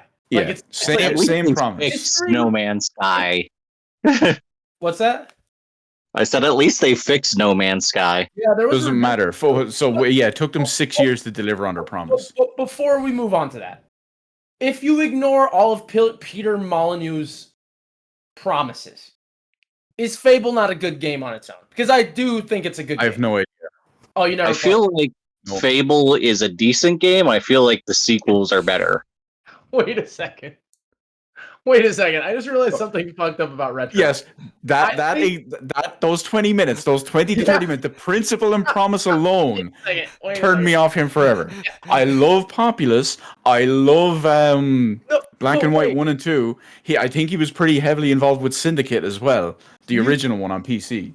Retro has And very that's it. strong, hard lines on Yeah. shit that he's never played, and he's just like, I will never I don't- touch this. Off of I don't need like, to play it in that crazy case. Little like, oh, my friend played 20 minutes of it, and there was no implications of the history. Fuck this It game was the entirely. biggest selling point of the game. It was the biggest marketing and selling point of the game for like several years, and then nothing happens. None of it. But it's like, I don't know. It's just that's so funny because like I feel like you have this on a lot of things. Like like Yakuza. You're like, I'll never play another Yakuza game. Like, what the? Who gives a fuck? No, It's a to new me, series. it's done. I'm happy with it. 0 to 6, fine. That's it. I don't need all these extra additions. I don't need the like Ghosts of Zombie Yakuza Past or any of that stuff. But the new one is a different game, though. It plays completely different. protagonists, It's different completely series. different. But it's different in the same sense that, okay, when I play Final Fantasy or Persona, I know that each one of those games is self-contained. And that's it. For the most part. There's 1 or 2 exceptions. But on average, the whole main series is self-contained. So Like if a I was Final playing... Fantasy. Exactly, like a Final Fantasy game. It's pretty much the same principle. There are 1 or 2 exceptions as well, but yeah. So I play that to play it as a series. I don't play the spin-off games. It's the same with Final Fantasy. I don't play the spin-off games. For the most part, it's the same What with about the Persona. sequels, I don't though? play the spin-off games. I don't. They can fuck off and die. Like a It's Dragon Peter isn't a Molyneux game. spin-off though. It's like a sequel wait a to second. 6. No, but that's it. Like This is it's a completely different game. It's a completely different series, if you will. This is a weird hard line, though. Oh this- no, it 100% is. I'm not so I'm not strange. disputing it. I'm just justifying myself. But what if there's just some amazing game and it just happens to be there? Like, oh, we're gonna make Final Fantasy IX, racing or something. And it's like the best kart racer ever made. You're like, nope, Well, it's a spin-off of Final Fantasy IX. Yeah, The only I- game is Final Fantasy IX. No, Like, what? like I said, there are exceptions. I have both Theater Rhythm games on 3DS. Which games? Final Fantasy Theater Rhythm. They're the Theater Rhythm. games on 3DS. Theater Rhythm.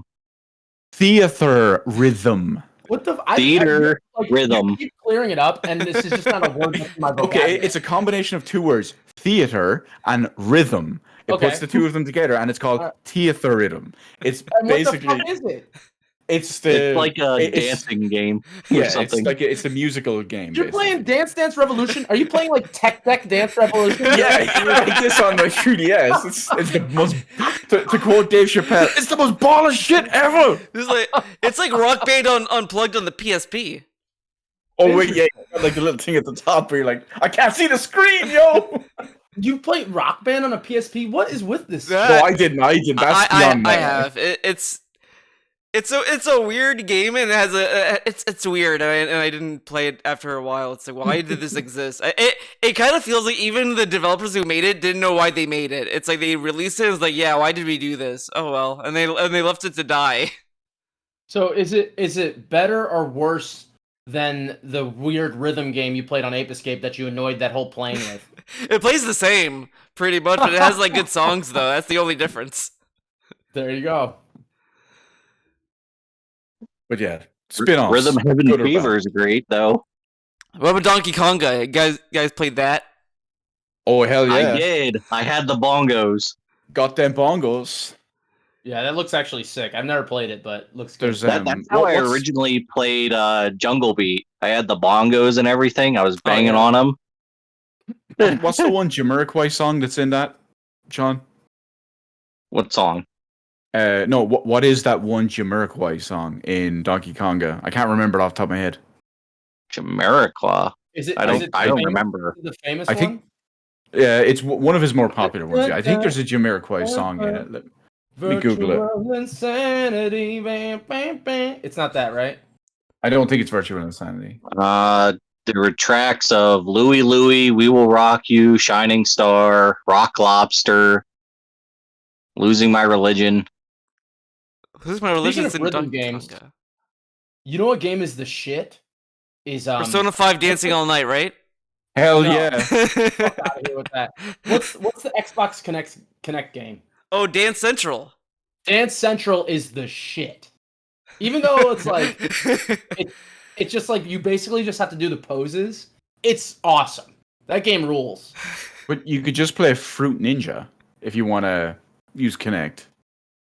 Fuck that. That You game's don't have to mad have fun. information. Oh, What? That game's mad fun though. I Yeah, actually it was is gonna fun. ask you, Charles. I meant to ask this like way earlier. So you played Persona 5 a little bit, I guess, and then No, I SMT. didn't touch it. Oh, you didn't? Okay, no. I was gonna say which intro do you like more, SMT 3s or Persona 5s? But Well, these motherfuckers told me that Persona 5 takes 6 hours to get into the game, so SMT wins by default. Like it's Yeah. fine. Like, Yeah, we timed it, Theo. Basically, and when I was streaming it, we were looking at like I saved the game at the time when the intro was over, and it was like 5 hours 26 minutes.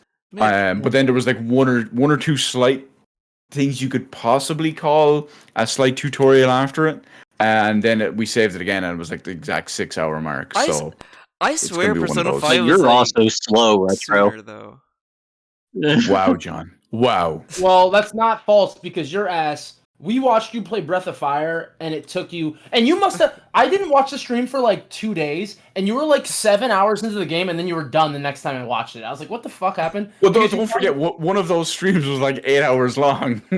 I watched that one though. But like, I don't remember what it was, but like, there's like a gap, and I didn't watch like 2 days, and then just suddenly you were on the last boss, and I was like, "What the fuck?"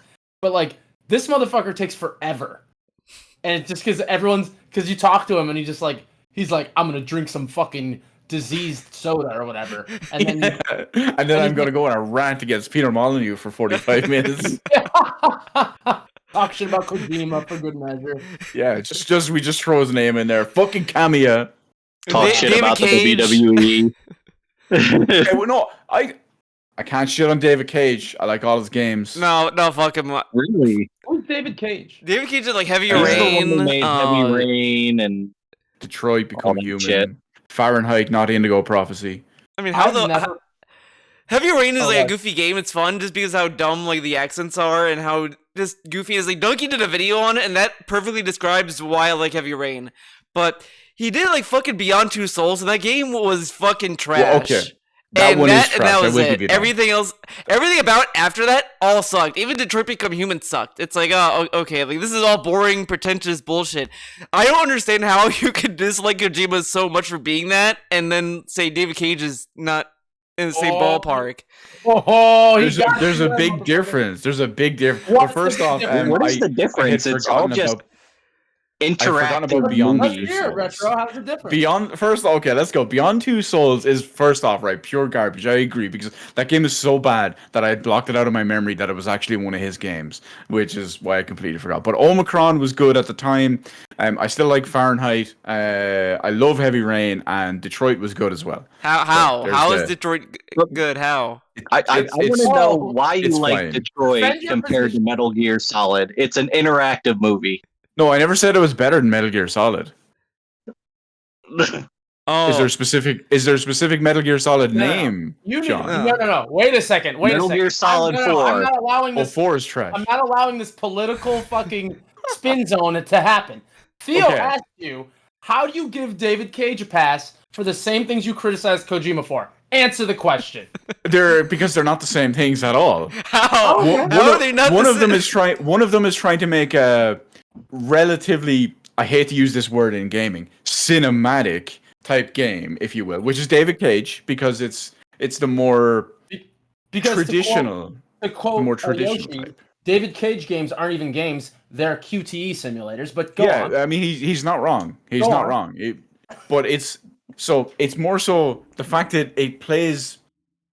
I guess you could call it like a QT simulator essentially, but because it primarily works on a I don't want to say realistic story, but it doesn't rely on the complete out there wackiness that is Kojima's mind and how having to understand it to get all like the minor in what do we call it in references a la Death Stranding, stuff like that. Like you can play Metal Gear Solid 1 from start to finish. And sure, there's a little bit of wackiness with the likes of Psycho Mantis or Johnny getting beat up and, face down or sub fucking censored out. But there's not too much craziness when it comes to that. But Metal Gear Solid 2 goes a little bit crazy, especially with the whole cutting off the hand thing from MGS1, getting it all put back on, becoming two different people, and then the whole Arsenal gear and, we are the Patriots, lale, lule, lo, turn off the game console. Now, We're that in an kind of stuff- yeah, it gets a bit much towards the end, but 90% of MGS2 is fantastic and mostly logical. Mostly. MGS3, again, there's a couple of little bits in there that there's a couple of bits that are too much. There's a couple of bits that you can suspend disbelief just enough to be just a little bit wacky. Like say Volgan, for example. If for some reason he can produce electricity, fair enough, it's just stupid that he can just do it naturally. But the fact that if he had electricity, he could put the bullets between his hands, punch, it would shoot them off. You can do it that way. You can put the little bit in there, but there's not too much crazy when it comes to the likes of MGS3. But then you've got something like MGS5. Let's go. We'll skip MGS4 completely because MGS5 is worse. MGS5. What was the Phantoms? The something like that? Oh, no, not the zombie guys. Oh, I know. Says it all. The Paris. Major story points, major significant plot stuff throughout all the entirety of the game. Not to mention, spoiler alert, lads, for anyone who hasn't played MGS5 and finished it. The entire premise and principle and story of MGS5 is one of the worst things in gaming. It's the and I will say this, as much as I love The Last of Us 1, they did the exact same thing. But okay, pure bullshit. But this is the thing, though. Those games at least are like wacky and stupid and goofy on their own way. If you, I get it, like you're saying like Kojima's wackiness is just fucking annoying and enough with that. But I can at least only to an extent. Yeah, but still, I can at least enjoy the nonsense. Like I enjoy that, like fucking Skullface is like I want to kill the English language and how dumb that is, whatever. But Detroit Become Human is so fucking over the top with its messaging. Like oh man, these robots. It's like that time in Civil War. I mean, we put them in the back of the bus. Look at that. They're in the back of the bus now. Like I kind of dropped the game, to be honest. I don't really remember a lot of the story. I just remember like just some key points because it got too much where it's like every little like outcome is like a whole other web of choices. It's like, I don't care anymore. Fuck this. But that game is just, it's all futuristic allegory to like stuff that happened in the 70s or whatever, about like the civil rights movement and all this stuff, but with robots. And it's like that's all I could think of when I see that game. So it sounds like there's one easy way that I can find that a little bit more interesting. That's more prevalent over there. It doesn't exist here. To me, that's relatively new. Like outside of seeing more than one or two, let me get this right for Storm in the chat, films about the whole thing, and obviously reading into history books, but it's not as prevalent and it was never focused on as much in our history and our story and stuff like that. So it's, to me, it's like a cultural difference because. It's hard to describe. I don't know what the word I'm looking for is. It's I guess I said it's not as prevalent over here. Okay. Wait a second. This sounds like, so what it sounds like is Theo thinks this guy's a hack because his fucking messaging is so ham-fisted, which I agree with. I hate that shit. Like, that's only in one game, to be fair. Look at this, it's an allegory, and it's like, you're not clever. This wasn't clever or interesting. You've not added anything new. You hate Retro, hates Kojima because of just the wild bullshit. And I hate that I agree with you because I also don't give a fuck. Like, Metal Gear Solid 5 is a good game. Who cares about the nonsensical story? Don't worry about it. Play the fun sandbox that exists. But it's not even a fun sandbox. Whatever. Besides that, I disagree. I want to make a more interesting point than arguing about this because I've always felt, even from the beginning, like, I played Metal Gear Solid, the first one, when I was like 9 years old, and I was like, all the character drama is rambling fucking nonsense. But the socio-political war ideological stuff going around, like that is the conflict of why any of these characters are together is interesting. But everything that happens between characters, like, even like one of the dumbest things ever is Liquid Snake going, "You got all the dominant genes, and I got the recessive ones." Like, when it's completely the opposite. Squares. I'm 9 years old and I know this is not how this works. Like, how did this get in a commercial video game? So I just look at all that shit as anime bullshit that doesn't matter, and it's just like funny. But everything about the whole like socio-political war shit is actually interesting. But you have a great point, because the more the games went on, that took a back seat to Kojima's bullshit of just yes, exactly. anime nonsense. And you're right, but also who gives a fuck? Because fuck story What? in video games. Because it detracts from the game. Because it gets even if whatever. you don't want if you don't care about it, it gets in the way of the fun. If you get all these cutscenes and all this other stuff, it's like, why is this happening? This makes no sense. Because I skipped the cutscenes because they're complete bullshit. You know, it gets I would even in the say fun that of the game. Heavy Rain isn't even that good if you take it serious. I don't think it's a very good story. I think it's very silly Which is, I think, as why a Theo story. thinks David Cage stinks. Yeah, like Heavy Rain is like great for all the wrong reasons. Like I love it as much as I like The Room. It's like, yeah, this is like garbage, but it's great. I love how bad Wait, it is. hang on. The Silent Hill 4 The Room or the film The Room? Whatever. The film The Room. The film. You're tearing me apart, I mean, Lisa. Silent Hill That 4 The one. Room is I've very never silly seen as that. well. I've heard some many questionable things about it. Oh, hi, Mark. It is the weakest of the Silent Hill Team Silent games. Yeah, that's true. Yoshi, I don't know what you're thinking. 2, but you're 1, welcome. 3, 4. And You should both play all those, by the way. Play what? The Silent Hill games? The first 4 Silent Hill games. I remember I'm I not rented Silent Hill 4 from Blockbuster, and because I like the idea, like, oh, he's in a room and it's a scary game, perfect. Then I got confused and turned off the game. I didn't know what to do. I'm I too afraid to haven't- play Silent Hill to this day. Oh, you really should. I have a special Sure. little side story streaming thing. So it's one of my favorite things. One of the 2 most favorite things I've ever done involving streaming. So I just tell my quick little story. I feel like Charles Um, would have no patience for Silent Hill. No, Well, it depends on the game. It depends on Silent which Hill's one. terrifying. I've gotten to like right past to where like the little children are like trying to eat your ankles, and It's like you like have to, 5 minutes into the first game. I know, and I'm like, I can't play this anymore because it's too terrifying. But so back in the day, I played Silent Hill 4 on the OG Xbox 180. Now that's still the same OG Xbox 180 that I have upstairs to this day. So yes, that's the name. I know you love it. But so I got to a point and I got stuck. Right, for the sake of I got stuck. I couldn't figure out what to do, and I refused to look it up online. So I got stuck, and the game was dropped forever. So years later, like 18 or 22 years later, whatever it was last year, basically last year. I got down that same Xbox. I booted up the game to see where I was. And like, oh yeah, I actually apparently got by where I was stuck. And then I saved it like right after it. But anyway, it's beside the point. So I started playing the game again on that Xbox. Different save file. Got all the way up to the same part that I got stuck at originally. Got stuck there again for several hours on a single stream. Eventually, finally got by it. Got to the next save point. Saved it. Where exactly the same place where my previous one from like 18 years ago was. There was 1 minute in difference between my 2 save files. Like it took me. Let's say it took me. The first one I played back in the day, let's say it took me 15 hours and 7 minutes to get to that exact point, including where I had been stuck and all that as well.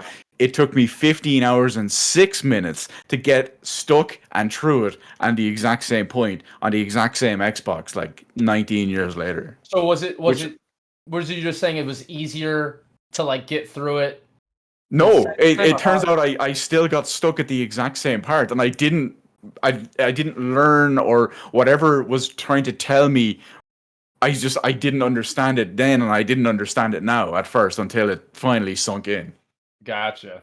I just thought it was funny, the fact that like 17 years apart on the same Xbox, and it just happens to be stuck in the same part. Yeah, stuck in the same point, and it's 1 minute apart. I ended up finishing the game though. Sorry, I'm changing the subject kind of, but I realized we should have made fun of you because you bought this fucking Last of Us game, but really it probably cost you $95 or whatever. No. Your busted ass chair. Look at that fucking. What's wrong with my chair? It's got a fucking. It's ripping on the top. Get a new one. A little tiny bit coming off here. I don't give a fuck. You look like a bum. This chair's. I don't know what you're talking about. I don't know. How old is it? It's old. Years?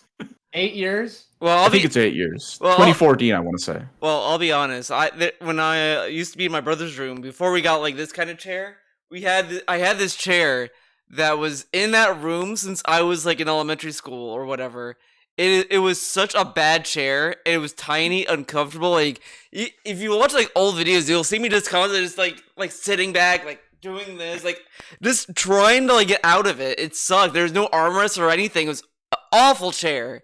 Then I got this, and this is like where it's at. So you know, uncomfortable. Like, hey guys, let me tell you about Soul Hacker. Hey, I just have scoliosis from my last stream. like and the back would keep like sliding down no matter what you do. Like you could move back up and tighten the knob, it will still slide all the way down. So it's like trash. Yeah, it's funny, you know, the only reason I'm talking shit is because as an adult man, is in my I'm only 32, but like older, whatever. I now buy warranties on everything. I buy extended warranties. They say it's a scam, but like you probably, if you had an extended warranty on the chair, you probably return it the last day of the warranty and they give you a brand new one. Could probably scam it that way, yeah. But that's what I'm saying. You just fucking give shit back. If you have a warranty, you just give it back and they'll give you new shit. I mean, that's what happened to my Samsung TV. We didn't get a warranty on that TV. We got the TV a year later. The bottom part of the TV just stopped working. Like it just the backlight must have died or something because it was flickering like on the bottom, only the bottom. So like whatever's on the bottom of the screen I couldn't see. So any game I played, like Last of Us for example, where it's like you're going through like muddy water or whatever, I couldn't see where the fuck I was going. It was awful. Hated that TV. I was like, this TV is trash. Finally got a new TV, got like a Sony, and that one we did end up getting a warranty on because it's like, yeah, because we tried to get that Samsung replaced. The guy said, well, the repair is going to cost as much as a new TV. So it's like, okay, we'll just get a new TV then. Because that TV, it was only 1080p anyway, so it's like it worked better to get a newer TV at that point. So yeah, we'll get one that has 4K ability at least. Though it's 60 hertz. That's the only downside. That was like before 120 was a thing. Well, yeah. In my before mind. 120 was a thing on, console pleb TVs. Fuck out of here. No, it's true. Tio, when did you get that TV? I want to say probably like 2018. So there must have been like a better TV at that point. I guess. Okay. But That's perfect. Charles, I had a 120 hertz monitor in 2014.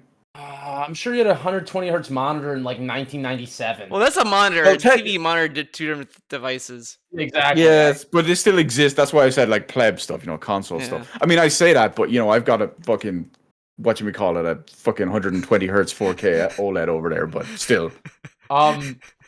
So Storm I never use it. says, I don't know who put them up to this, but I'm supposed to ask how much to sponsor an FF8 Big Bun Game Club. I still stand by.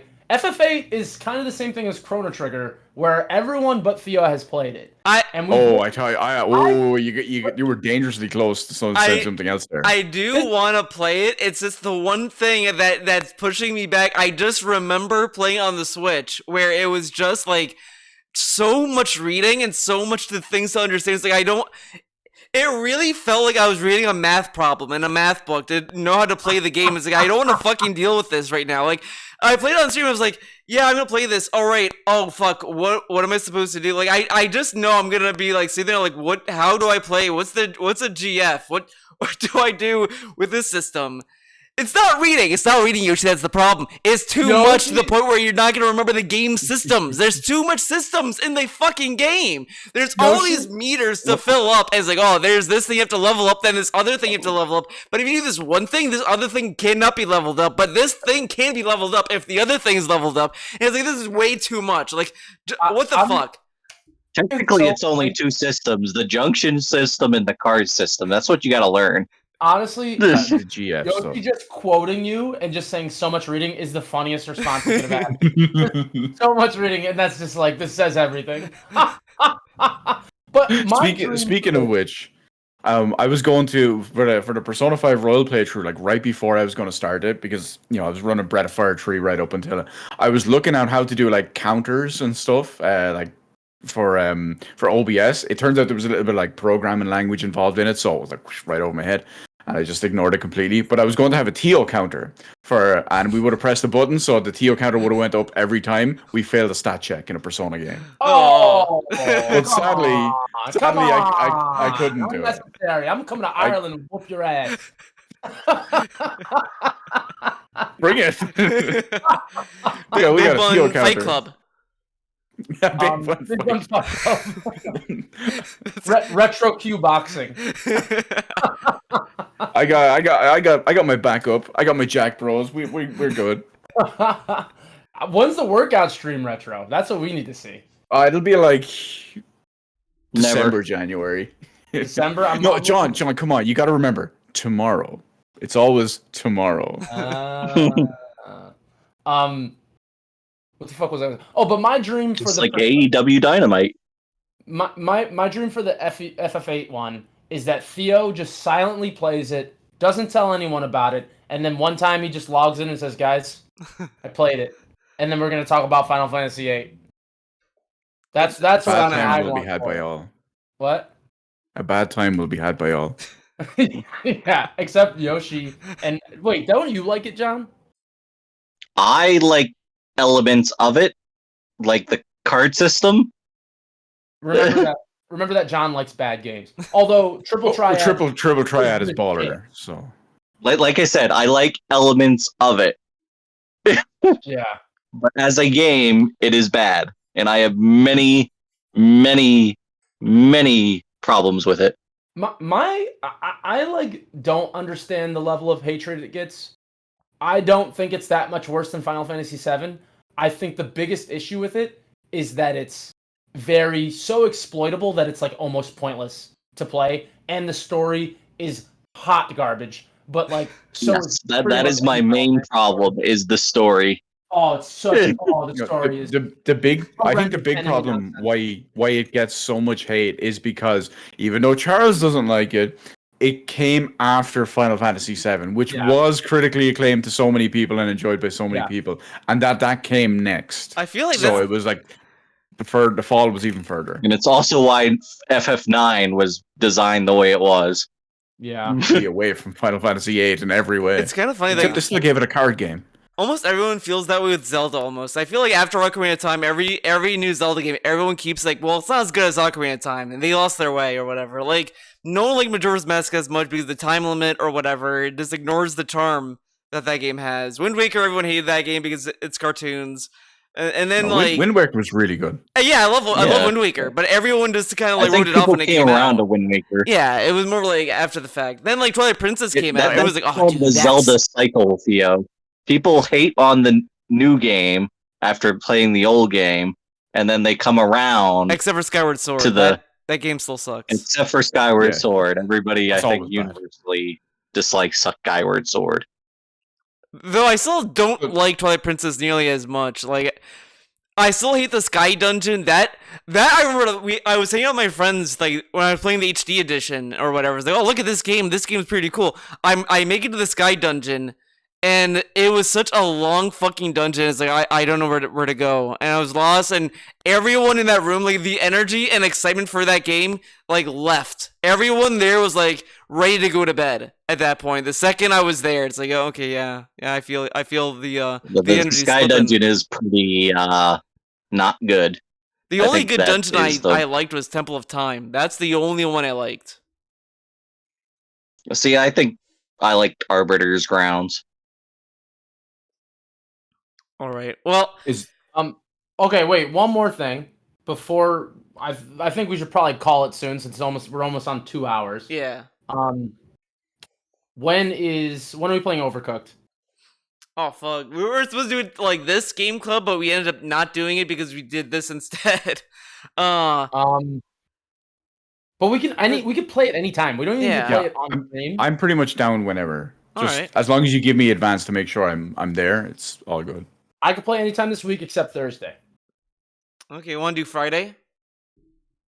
Done. Fine with me. All right. All right. Well, obviously, I'm not going to be able to since you're all playing on PC. You just can a call in and potato, talk John. shit if you want. You could hang out and do your own thing if you want. We'll leave the line open. All Who's gonna stream it? This like Motel 6. So chat. Did this one went pretty well? We actually could talk. The No one CPU was stuttering. the CPU usage was 7%, by the way, and no Probably drop frames. Wow. So Yeah. Probably because you offloaded the camera onto your phone instead of the thing. well, I also Well, no, you're streaming it from the other Mac now, aren't you? yeah, and that one I think is like it had more. So I looked at the specs of the one I had before in this one, and this one had more cores. It had like 16, I think, core or 18, and the other one had just 8. And it's like, oh, okay, that I guess that makes sense. That will be a big difference. Well, Retro should probably stream it since he's got the most pro hardware and he's the most pro at streaming, and he's got his fucking soundboard. I got a I soundboard want to hear too. that. Oh, I don't have that. I was just about to press it, but then I realized we wouldn't hear it. Hit it. I need it. Oh, where are we? Oh! Wait, I couldn't hear it. No, you couldn't hear it. You can't hear it when I do it Oh, because it's fucking awesome. It doesn't work that way. It's okay if you click into the call thing. If you scroll up a couple of lines, it's there. All right. When I posted it, when I first showed you last time. All right. Scientists were able to Yeah. mimic Oh, there it Nestor's is. voice by recreating his mouth and vocal This is cords the best with thing a ever. 3D printer. All right. I don't know if you guys It want to keep allowed them talking, but produce it's a single sound. time for me to call it. Should we raid, or are you guys gonna keep going? We can raid. I think I'm pretty done too. All right. What are we raiding? How was it, chat? Were we good? Were we good at? Remember, was there technical? no difficulties? Chrono Yeah. Trigger raid because Oh, shit. spoilers. Fuck! I leaked our chat on in the stream when I did that sound. So now they know what we were typing. Shit. Oh my god, lads, we're done. We're gonna get cancelled. Me too'd. Wait, why? What happened? When I played that sound that Retro posted.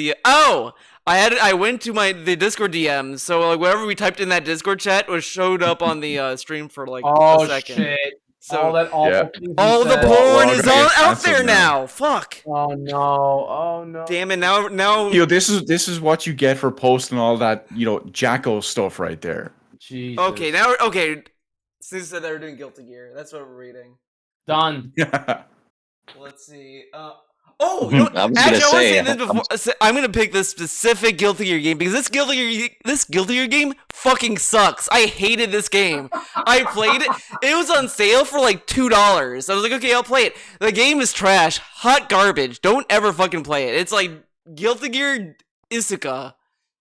Terrible, terrible. I was gonna say, I think I played Accent Core. Accent Core is great. That game I love. Don't fucking this that. No one's even Well, streaming that's why I it. said that's I why. played Accent Core. No one's streaming it. Yeah, but that game sucks. Let's see. We'll do Accent Core. That's a great game. Let's see. Let's hear the stream. It's not a VTuber, not a furry or anything like that. It's just a dude playing the game. Is it in English?